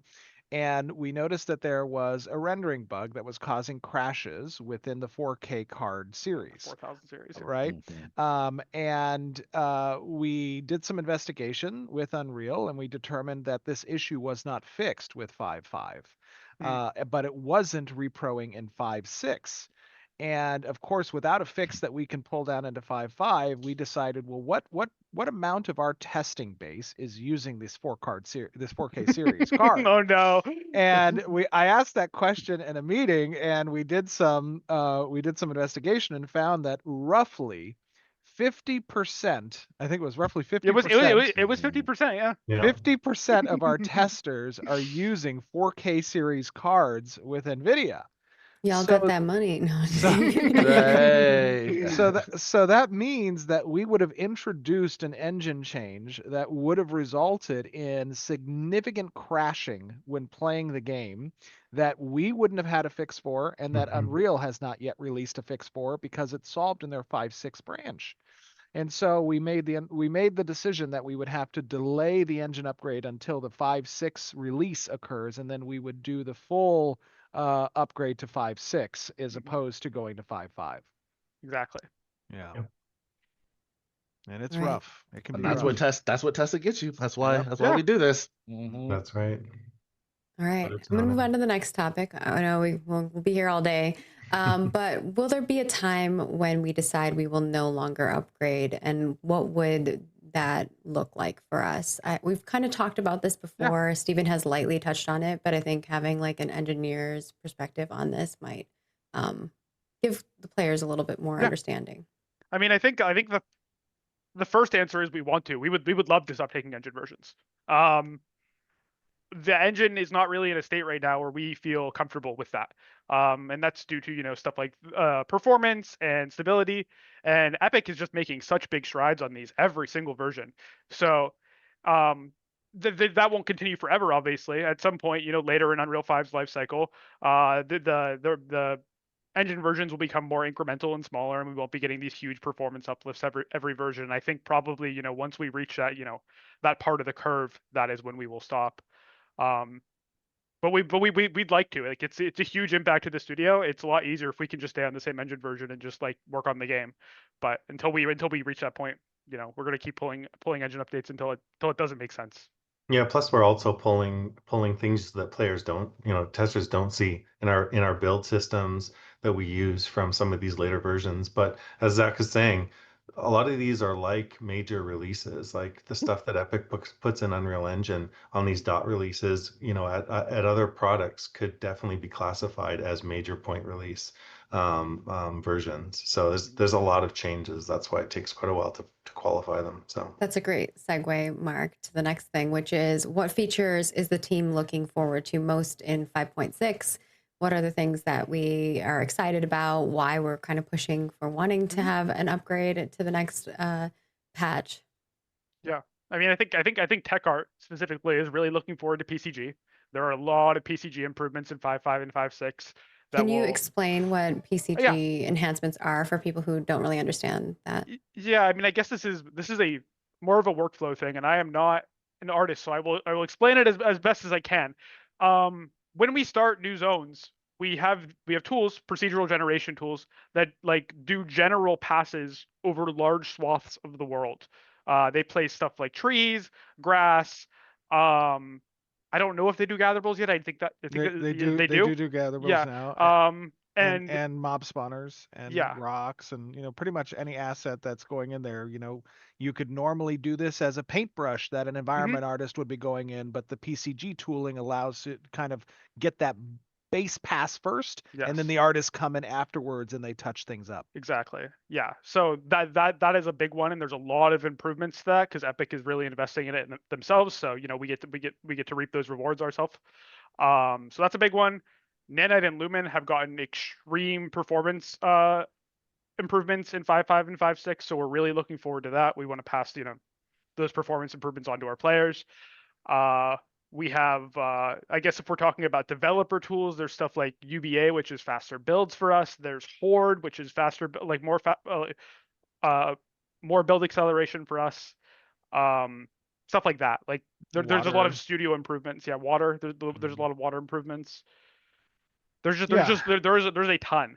Like they're adding so much to the engine every version right now that, and they're specifically focusing on games, you know, with really, really large open worlds like ours. So, you know, we are the perfect target for them. Yeah, it just kind of depends on the engine version that we're talking about, right? The tools are different each time. Epic is such a great partner to have when it comes to engine development. Obviously, Unreal is a phenomenal looking engine with great development tools, you know, that we want to continue to be able to leverage as part of our workflows and in developing Ashes of Creation. So that's really where the requirement for us to kind of continue that upgrade path during development comes from, right? When you have some section of the Tech Art team or some section of the World team that comes and is participating in the mine, like to Zach, it's like that is essentially what they're asking for. We want this tool, we want this functionality, we want, you know, whatever is coming down the line from Epic, we want to be able to leverage that as best we can. All right. I think that covers most of it. So I think that like the last thing that I want to kind of leave folks with is what are our upcoming plans and what can players do to assist us with, you know, that testing as we move forward? Continue submitting bugs, community. I know I see you in chat. I see, you know, in Discord.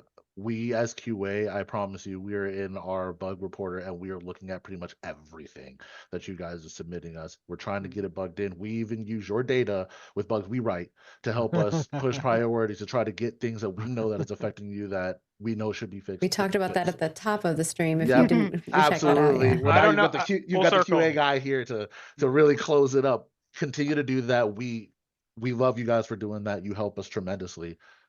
Just continue to do that. I don't know if I should admit this, but if I I'm scared. If I had a nickel for every time that I take a screenshot of Discord, a report that comes in from players, and I post it in a channel in Slack, and I'm like, somebody check this out. Like, you know, there are multiple avenues where player feedback comes from, right? Not just the bug reports, not just the Century Crash reports, not just the Discord reports, the comments on YouTube, the comments in the like. The community team has done a phenomenal job in helping to facilitate all of those avenues of communication because they reach someone on the team somewhere, somehow. Yeah. We're trying our best to watch y'all in all the places and report on it. Even content creators, we have a, you know, a creator person who's manager who's looking at all of those as well. So we're going on all fronts, you know, with the reports that you're submitting, the places that you're speaking, we are in those spaces. We're watching, we're reporting on them. Like, we are doing our best to give the development team an insight into everything that like is a major issue or concern or things that people are encountering. There's been a lot of people who have been great about reporting those things to us, especially when it comes to exploits and stuff. And Willis and co, the QA team, have been great about trying to like dig into them, even the ones that are harder to reproduce. Like, I think that one of the hardest ones for us, and if you have any information, please /bug this, is like caravans teleporting, caravans disappearing. That has been so hard because it's not like an easy repro for us. So yes, we've resolved some things, but not everything in regards to that, because it's just such a like And just hard to reproduce bug. just to be clear, what reproduce means and what repro steps mean. Yeah, sure. When actually, I'll let you Yeah, take that. Willis can talk about that. What is beneficial about a player providing very particular repro steps? And also like walk them through what a good bug report looks like from your perspective on QA side. For sure. So when you provide us with very detailed repro steps, it assists and helps the QA team go in and also reproduce that ourselves, where we can also pull logs. We can go into the backend and grab server logs if we need to. Once we see it, then we can actually dive down deeper into it with those repro steps, and it does nothing but 100% help us track down these issues. Whereas not getting any repro steps is just Willis, talk about the syntax of a repro step, like B level X, B, race this, right, B in this, everything. Absolutely. Give us coordinates. Tell us what you were doing, what level you are, what your character's name is, what you had in your bags. Anything that is pertinent to what you're doing is pertinent to the bug that you are providing us. That will just only help us go deeper and deeper into what we need to find to help us fix these issues, so that you don't have to see them anymore, so that there is no bug report on your end. And that just helps us. A good bug report would be something like, I was in this part of the world of Vera. If you use, your page up, you can look at your coordinates, tell us where your coordinates were, tell us what server worker you were in, let us know what mobs you were fighting, what gear you are, what level you are. Include all of this in the bug. And then even a little description. Tell us what you were doing. I was riding my mount, I dismounted and attacked a goblin and the game crashed. That is very useful information for QA, because we can take that and expound upon that. And you never know that one bug might help us find 5 other ones. And then we fix it. And you've not only helped yourself, but you've helped the community by giving us more to and check. Even getting more specific, like I use this specific ability and then it kept happening, right? Like the more details you can provide us, the better. And the more step by step, like, especially if it's something that you've repeated multiple times and you're like, hey, this is the 3rd time this has happened. And here's exactly the steps I have in order to make it happen again. That helps us profusely. So absolutely. I just want to let the community know, you guys, we hear you, we see you, you are heard. I promise. Everything that you're putting into those bug reporters, we do see.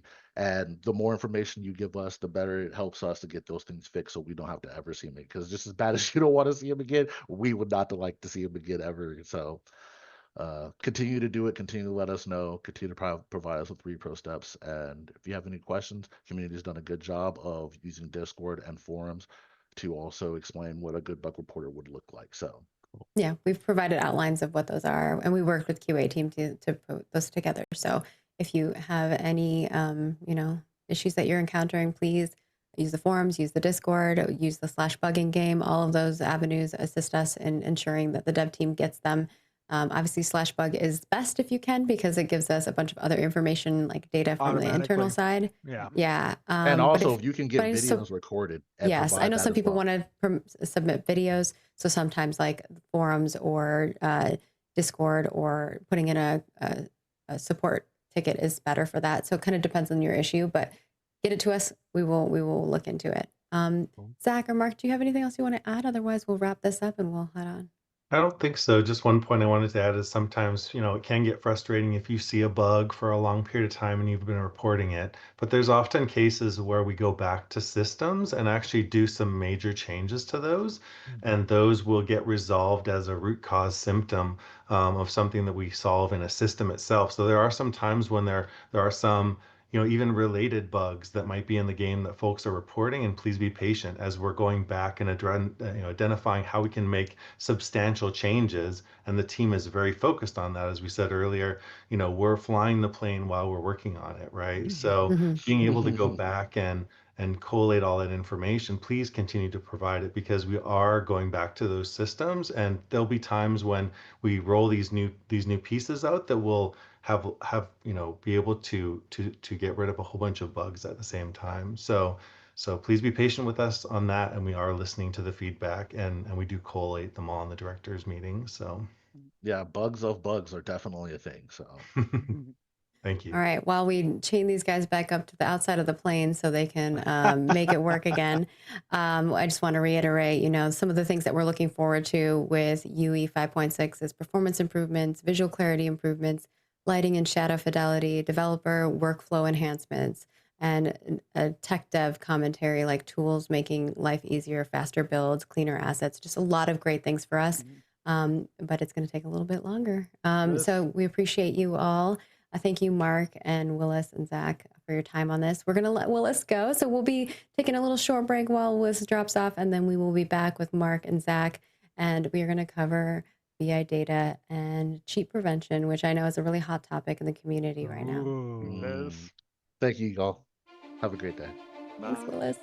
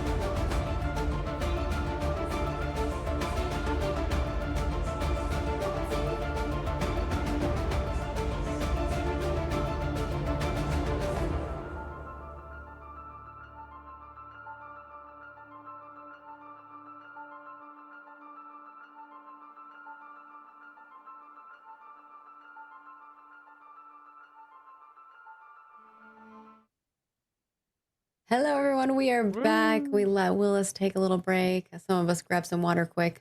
But we are ready to get into BI data, which is business intelligence data, and cheat prevention, which is a hot topic in the community. We know we heard you at the top of the hour talking about it. It was on our itinerary to discuss, but we kind of wanted to end with this and also leave a little live Q&A element of it if you guys have questions regarding things. I love this little image that you have with the, what's his name? I can't remember his name. It's our troll, yeah. Our troll. Troll in jail. Yeah, he's in jail. That's so sad. That's what happens when you cheat. Such a good job with the assets. I laughed a lot. I was like, that is hilarious. It's so cute.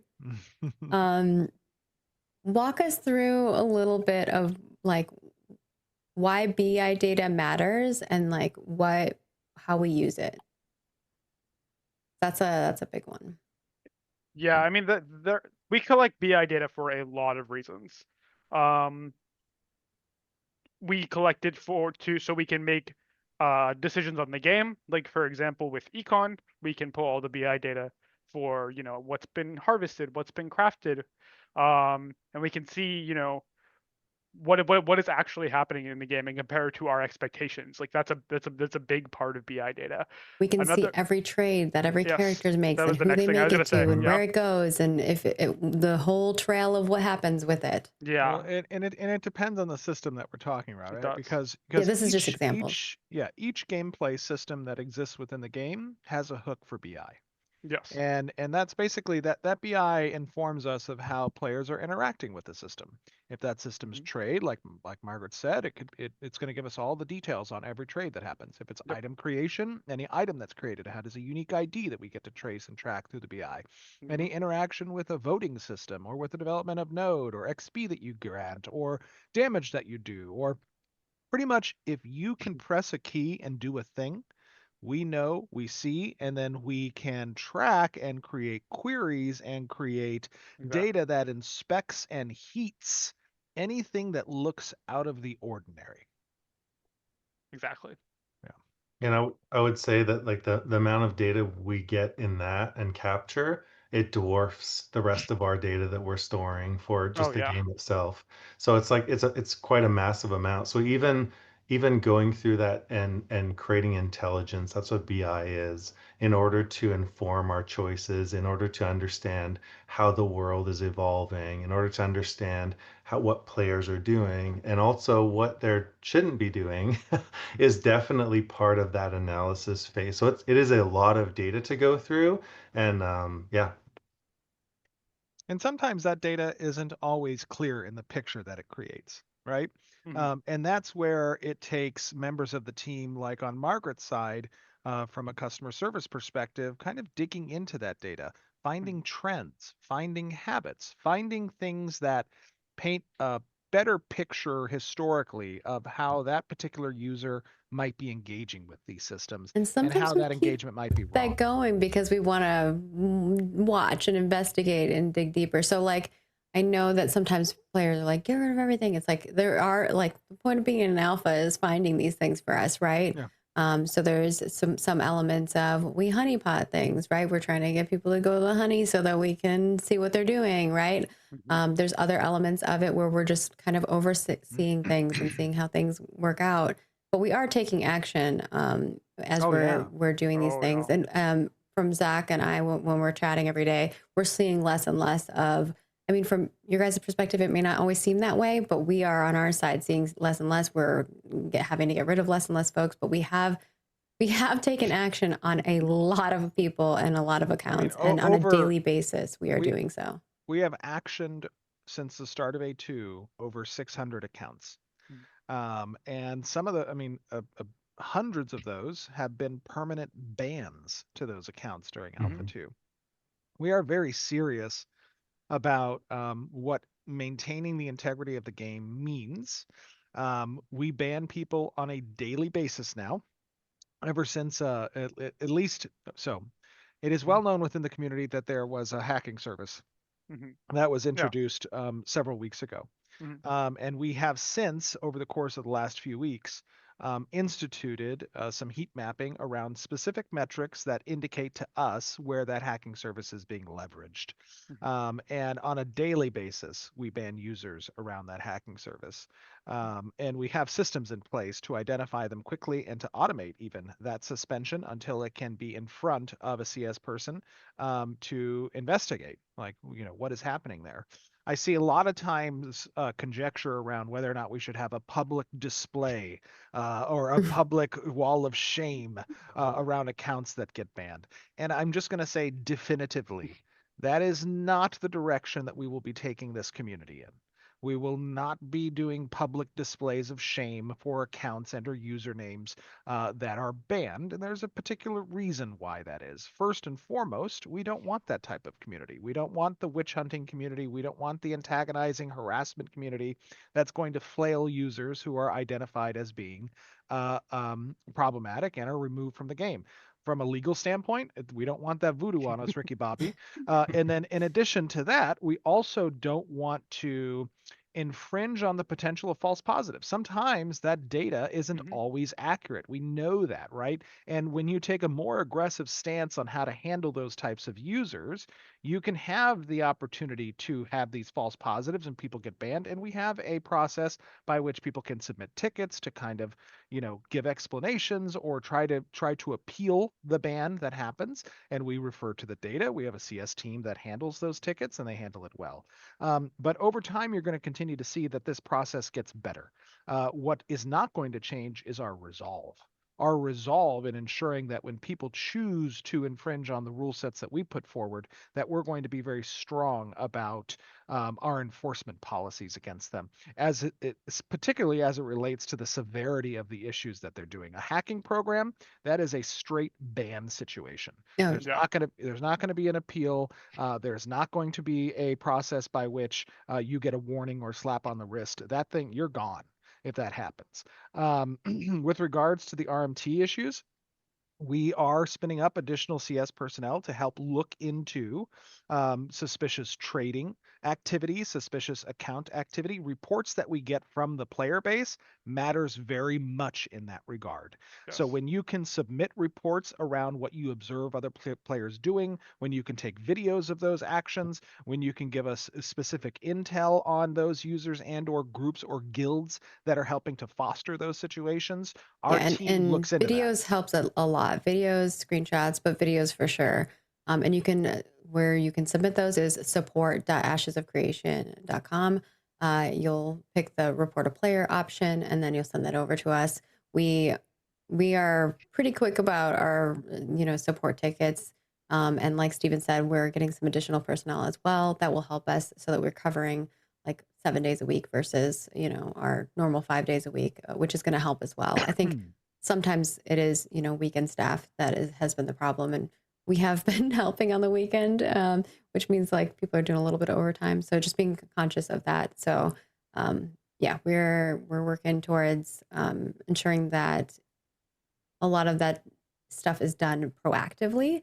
In fact, a lot of the reports that you guys have sent us, we have proactively already gotten rid of some of those users, which has been pretty nice, at least in the more recent times. Because we are looking at the data and we're already like that's the first thing that the CS team is doing. They get in the morning, they're going through their things, they're getting rid of the people who are obviously meeting our thresholds.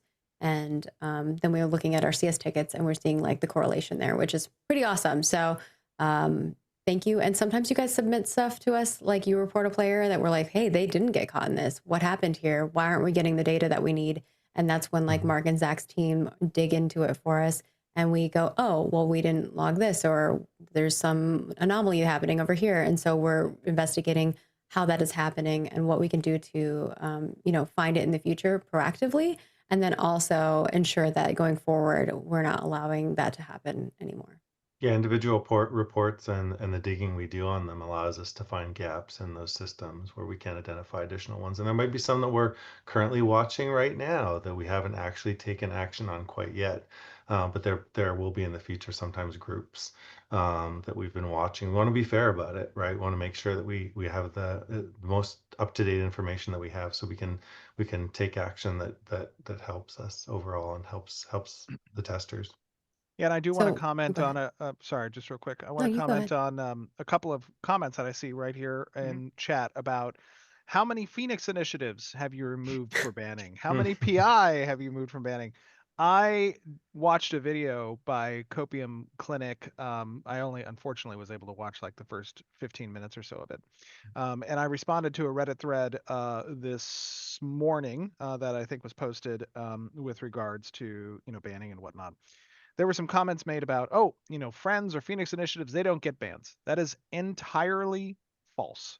That is absolutely not true. I'm not going to comment on who gets bans, who gets suspensions, who gets slaps on the wrist, but they follow our normal enforcement policy. It doesn't matter if you've spent $10,000 supporting this project or if you've spent $1 supporting this project.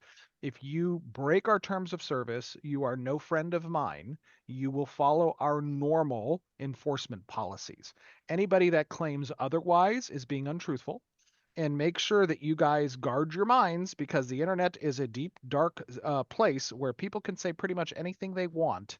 And without validation, without proof to show that, it's on you to either trust what they say or trust what I am saying. There are no friends of mine that play this game that break our terms of service.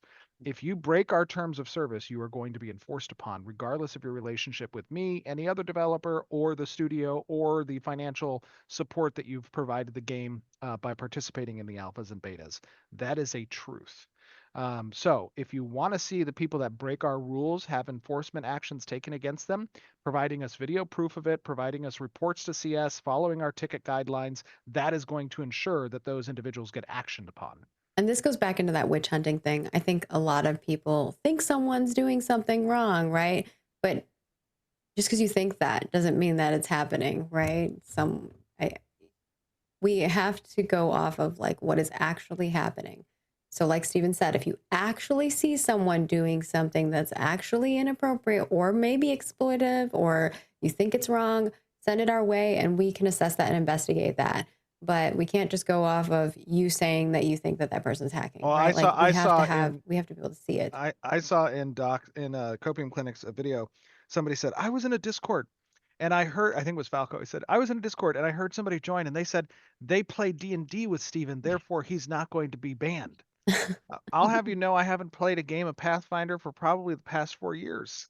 It's like people are just gonna say crazy shit, and sometimes lie, yeah. I mean, it's clout, chaser, whatever they think Yeah. is, clout or whatever. Yeah, don't believe everything you hear. That's Yeah. the definitely like, the thing. And when we ban someone, it's not like we look at their guild and their name and their No. account. Like they just get banned. It's Yeah. like, Steven, it's like it's you are not like you are every cheating. person- We have the data. You get banned. That's it. Yeah, and it's not like every person that gets banned, Steven is approving. That's I not know. Steven is not involved in No. Steven is not involved in that process Can you at imagine? all. Like That'd be crazy. 0%. So I think from my end of that is like let us do our job. If you see something that's wrong, say something. See something, say something. We are working on it. We're doing our best to combat it.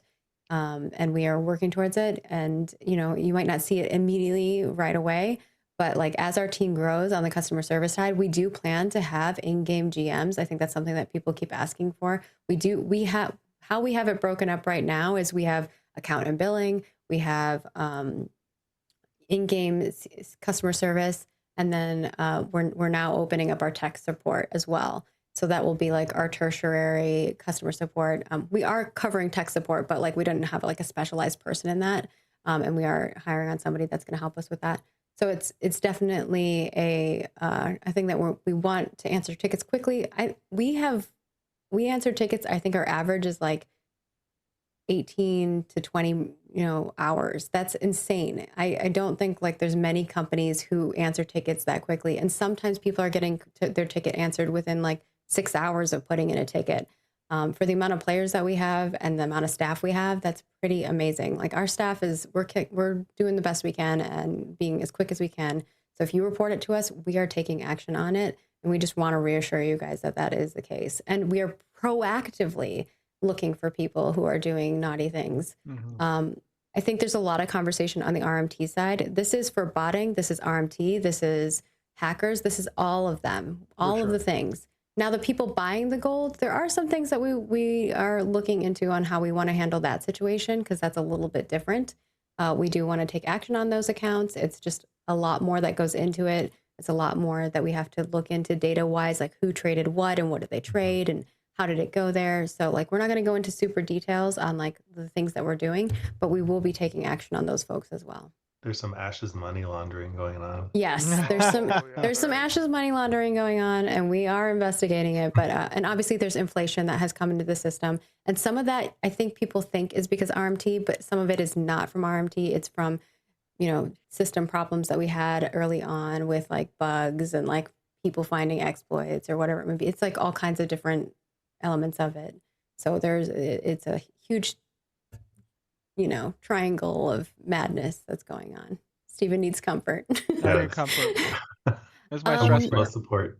So we've talked about why BI matters, what BI is, some examples of what that is, how detecting suspicious behaviors, what we're doing to do that. We're not going to go in super detail, like I said before, because we'll give people all the info. How do we manage server trust and prevention and smart enforcement, and like walk forward from there? Yeah, I mean this is a tough thing to talk about just because we don't want to give too much away, right? But like there are actions you can do in game that forward things off into our Slack so we can immediately action on you. Those are the more extreme cases, but we have many different vectors. We have logs we query every single day that we are that gives us lists of player names, and we hand that over to CS. They go through, they start doing their investigation. They'll rip apart your trades and all your history and see what's going on. And this is a daily occurrence. And then there's also like more extreme cases where it's like, okay, this person is cheating or hacking, and we are more definitive, and we alert on that. So somebody will see it in a channel and they'll go and look at it and they'll deal with it right in that moment. And as we continue to move forward on making this better and better and better, Yeah. there will be more things like that, and there will be more things like there will be more automated bans. But right now it's all about like getting a lot of confidence in our systems so that we can keep making them better, because I think we're finally getting to the point where we're quite confident in the data we're collecting now. So it's a lot easier for us to move forward on bans than it was in the past. And the more confident we get in those systems, the more track record we have under those systems, the tighter the thresholds will become. Oh yeah. Right. So I see some comment in chat. Why do I see 10 speed hackers a day from Oath 1, 2, 3, 4? Right now those thresholds are relatively higher. Oh and yeah. over time, those thresholds will come down as those systems get more testing under them. Yeah.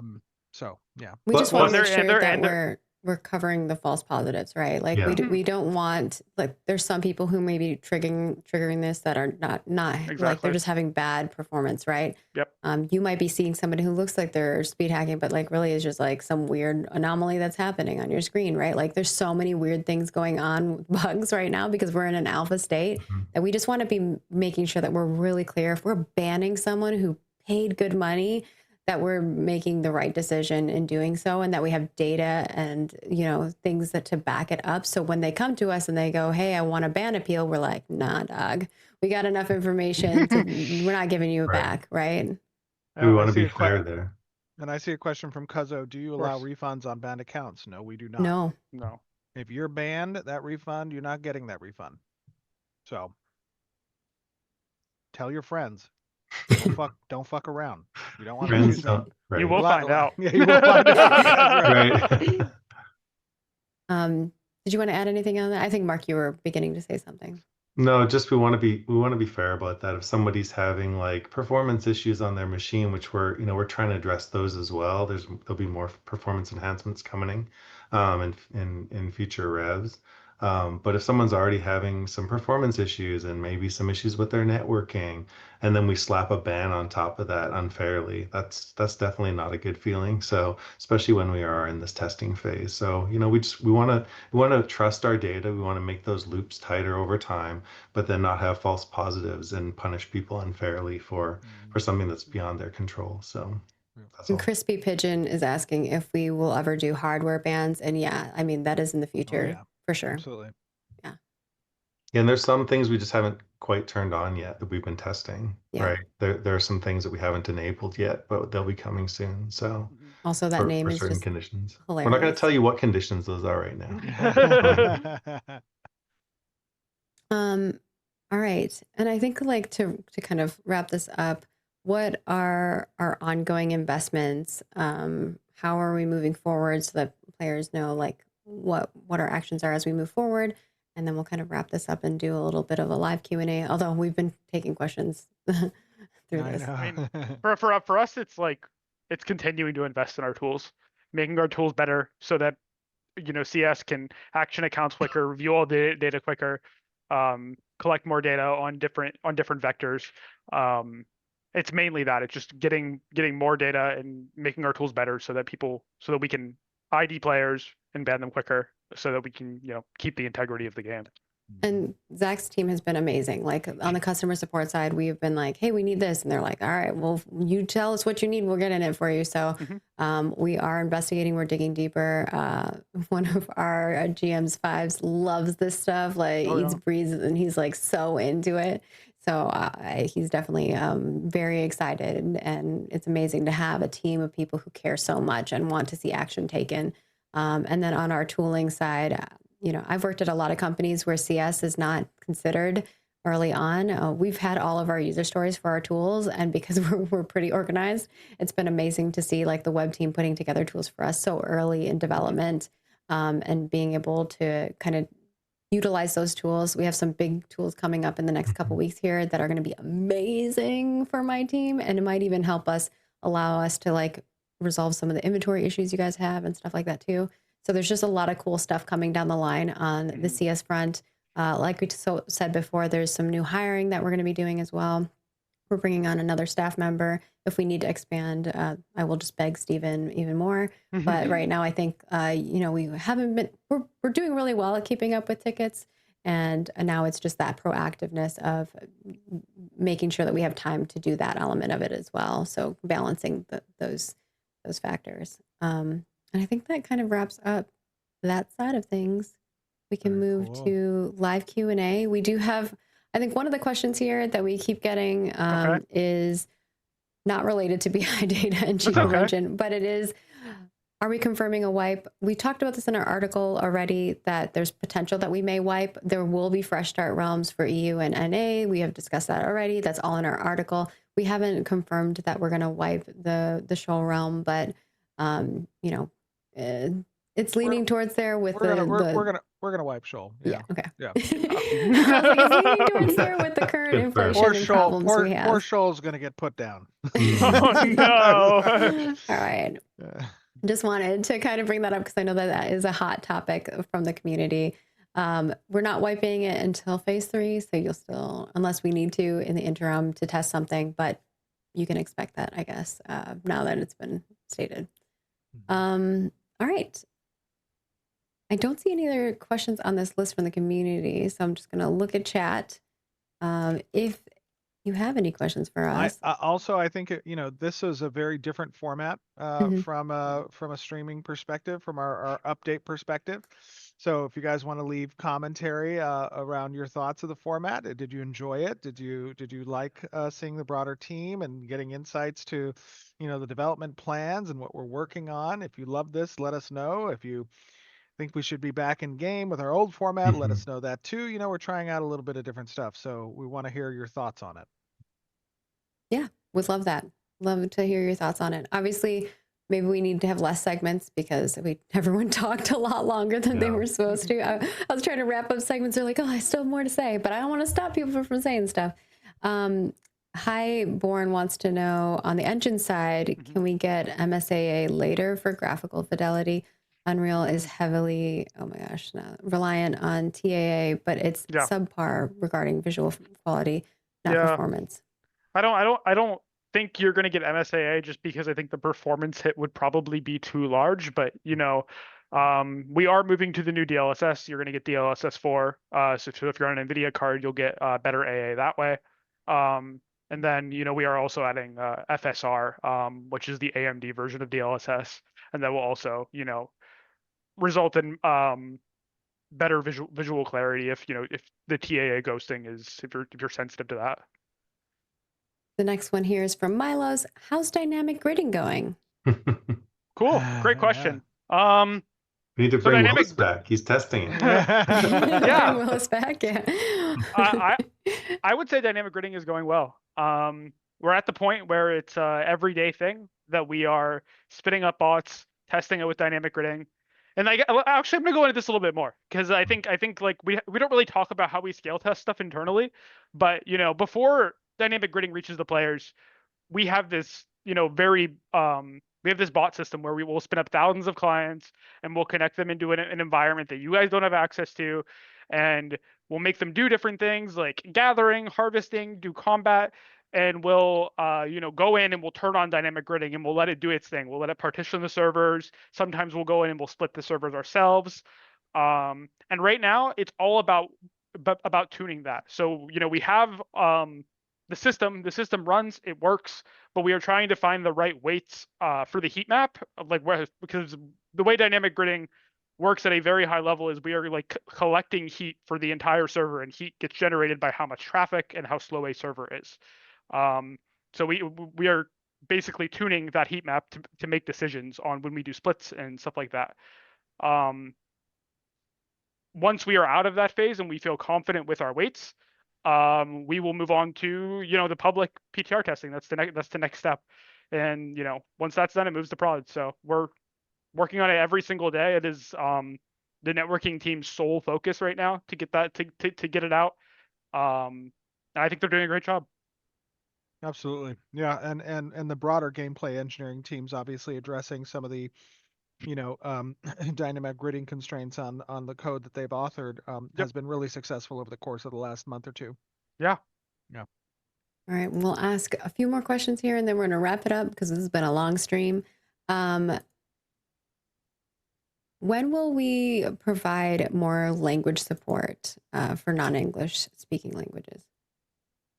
When will we provide more language support? That will not be until we get into beta. So, that is something obviously that we are architecting our systems around, which is to provide the proper tool sets so that when we do the localization efforts, that's going to be a relatively easier process. However, we're not going to engage with that localization effort until we are approaching beta. Yeah, everything is built for it right now. It's just like if all of our text is going to keep changing, we don't want to localize everything and then do it again. So beta will be a better time for that. Exactly. Ooh, this one's an interesting one. And the players are wondering, how do guilds protect themselves from other members associating with cheaters or RMTers if we don't share that information with them, right? Like what is the best way for them to protect themselves? I think that, any social organization, whether that be a guild, a family, a constant party, whatever it is, there is going to be insight that you have as a player in that social organization that you can make sure to leverage when you're making decisions about the people you play with. We're not that big brother that we need to give you that information. You can derive that from your own interactions. And if they're keeping it so well under wraps that you can't get that information to make good decisions on, well, then it's probably not something you need to worry about. It's something that we will discover and we'll take action against. And just by association, you're not to blame for their actions. Yeah, that'd be my thought. Unless you're partaking as a group.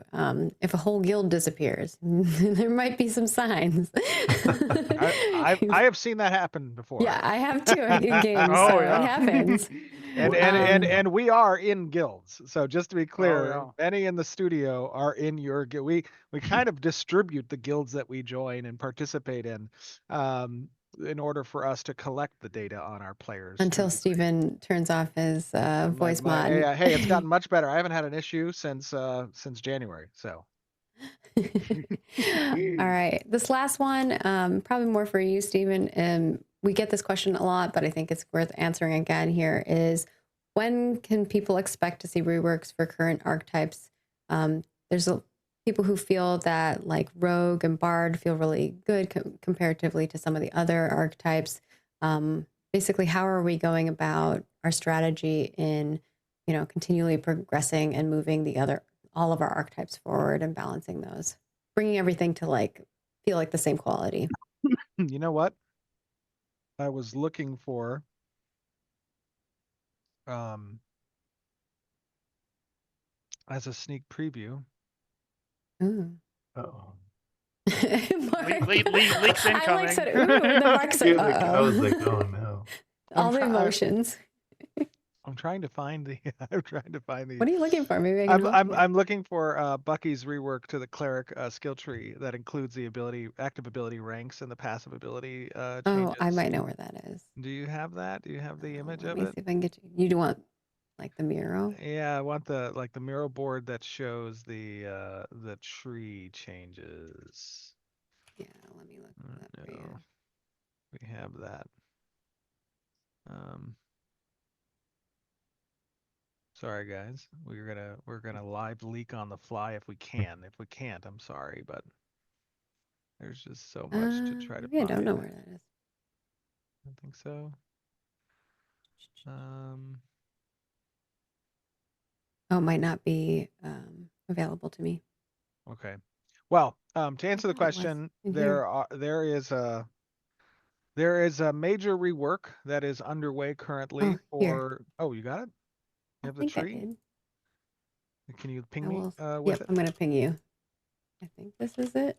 You tell me if that's not it. Okay, let me double check. Stand by. Processing.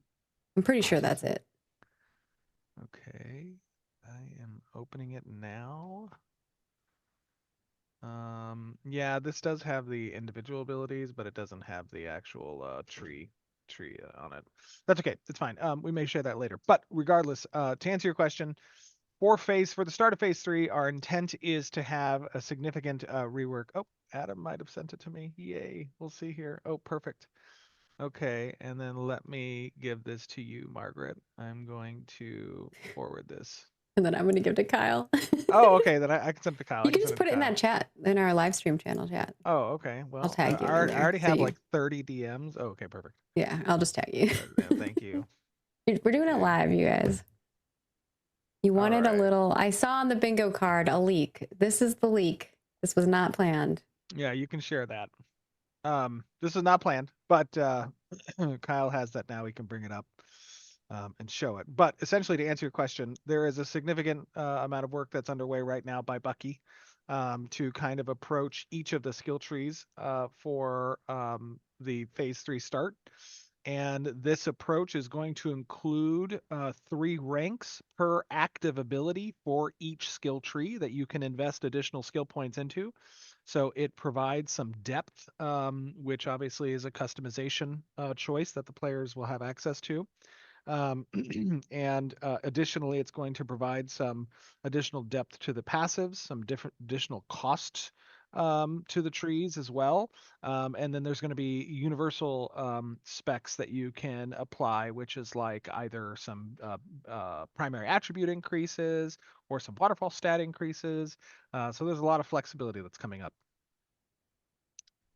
And Kyle's bringing it up He now. said he's bringing it up, There we go. in a moment. All right. Almost. It's almost there. All Why don't you right. just put the image in the scene? There we go. We got it. Okay. Yeah. So that is the current cleric skill tree, and you can see each of the active abilities have a 3 spec options that you can further invest abilities into, separating out some of the active skill tree points with passive skill tree points. And that is coming along for each of the archetypes. So there's going to Very be cool. a significant rework there. Yeah. That's what I was looking at, was all the boards for each of the archetypes, which was all this very specific abilities, not the visual of the tree. Yeah, All and, right. and actually, I saw a lot of questions about who we hired as a lead combat designer. That is a little announcement. We've brought on board Thomas Blair, who some of you may know from his work on DCUO and Crowfall. Very talented designer who's now part of the team. Very excited for what he's doing with the combat team. And yeah, I'm sure we'll have him in a future stream to chat. All right. With that, we are going to wrap up this very, very long live stream. An hour and a half was not enough time. Apologies. Hopefully everybody has been enjoying it though. But like Stephen said, leave us feedback. Let us know what you think. Final reminders, join us in Alpha 2 if you're interested in helping be part of the journey to test. You can head on over to our website. All the information is there. Go on over to our forums.ashesofcreation.com. Leave us your feedback. You can head on over to our Discord as well, or any of the social platforms. We are everywhere at Ashes of Creation. We post on all the places pretty often, and we love interacting with you all. We're pretty good about that. So in the same vein here, we just really wanted to make sure in this live stream that we addressed a lot of the concerns that were happening over this last month. Hopefully you enjoy hearing some insight into development and the design process and the just production process as well. We've kind of, and QA, we've given you for full circle. You got a lot of internal information. You got to see a lot of faces all over the place here. A little sneak peek into the summoner and what's to come. And obviously we'll do a full summoner showcase whenever that is available as well, and so on and so forth. So we will see you all next month. Thank you so much for coming here, joining us. Thank you to Brian, Jacob, Nat, Adam, Trad, Rhett, Corey, Willis, and Zach and Mark, and of course, Stephen, for your time. Really appreciate it. I know you guys got a lot on your plate to work on. So taking the time here to talk with the community is eats into that. And I know the community wants to see the game being made. So we're going to go back to that. So stay safe and healthy, and make sure that if you are want to be spotlighted on our next video, that you leave a comment down below, and make sure that your subscription is public so that we can see you when we do our random poll of comment, and your comment could be spotlighted for the next live stream. We'll see you all next month. Toodles. Woo, thank you. Bye, everyone. Bye, everybody. Thank Bye, you. guys. Bye.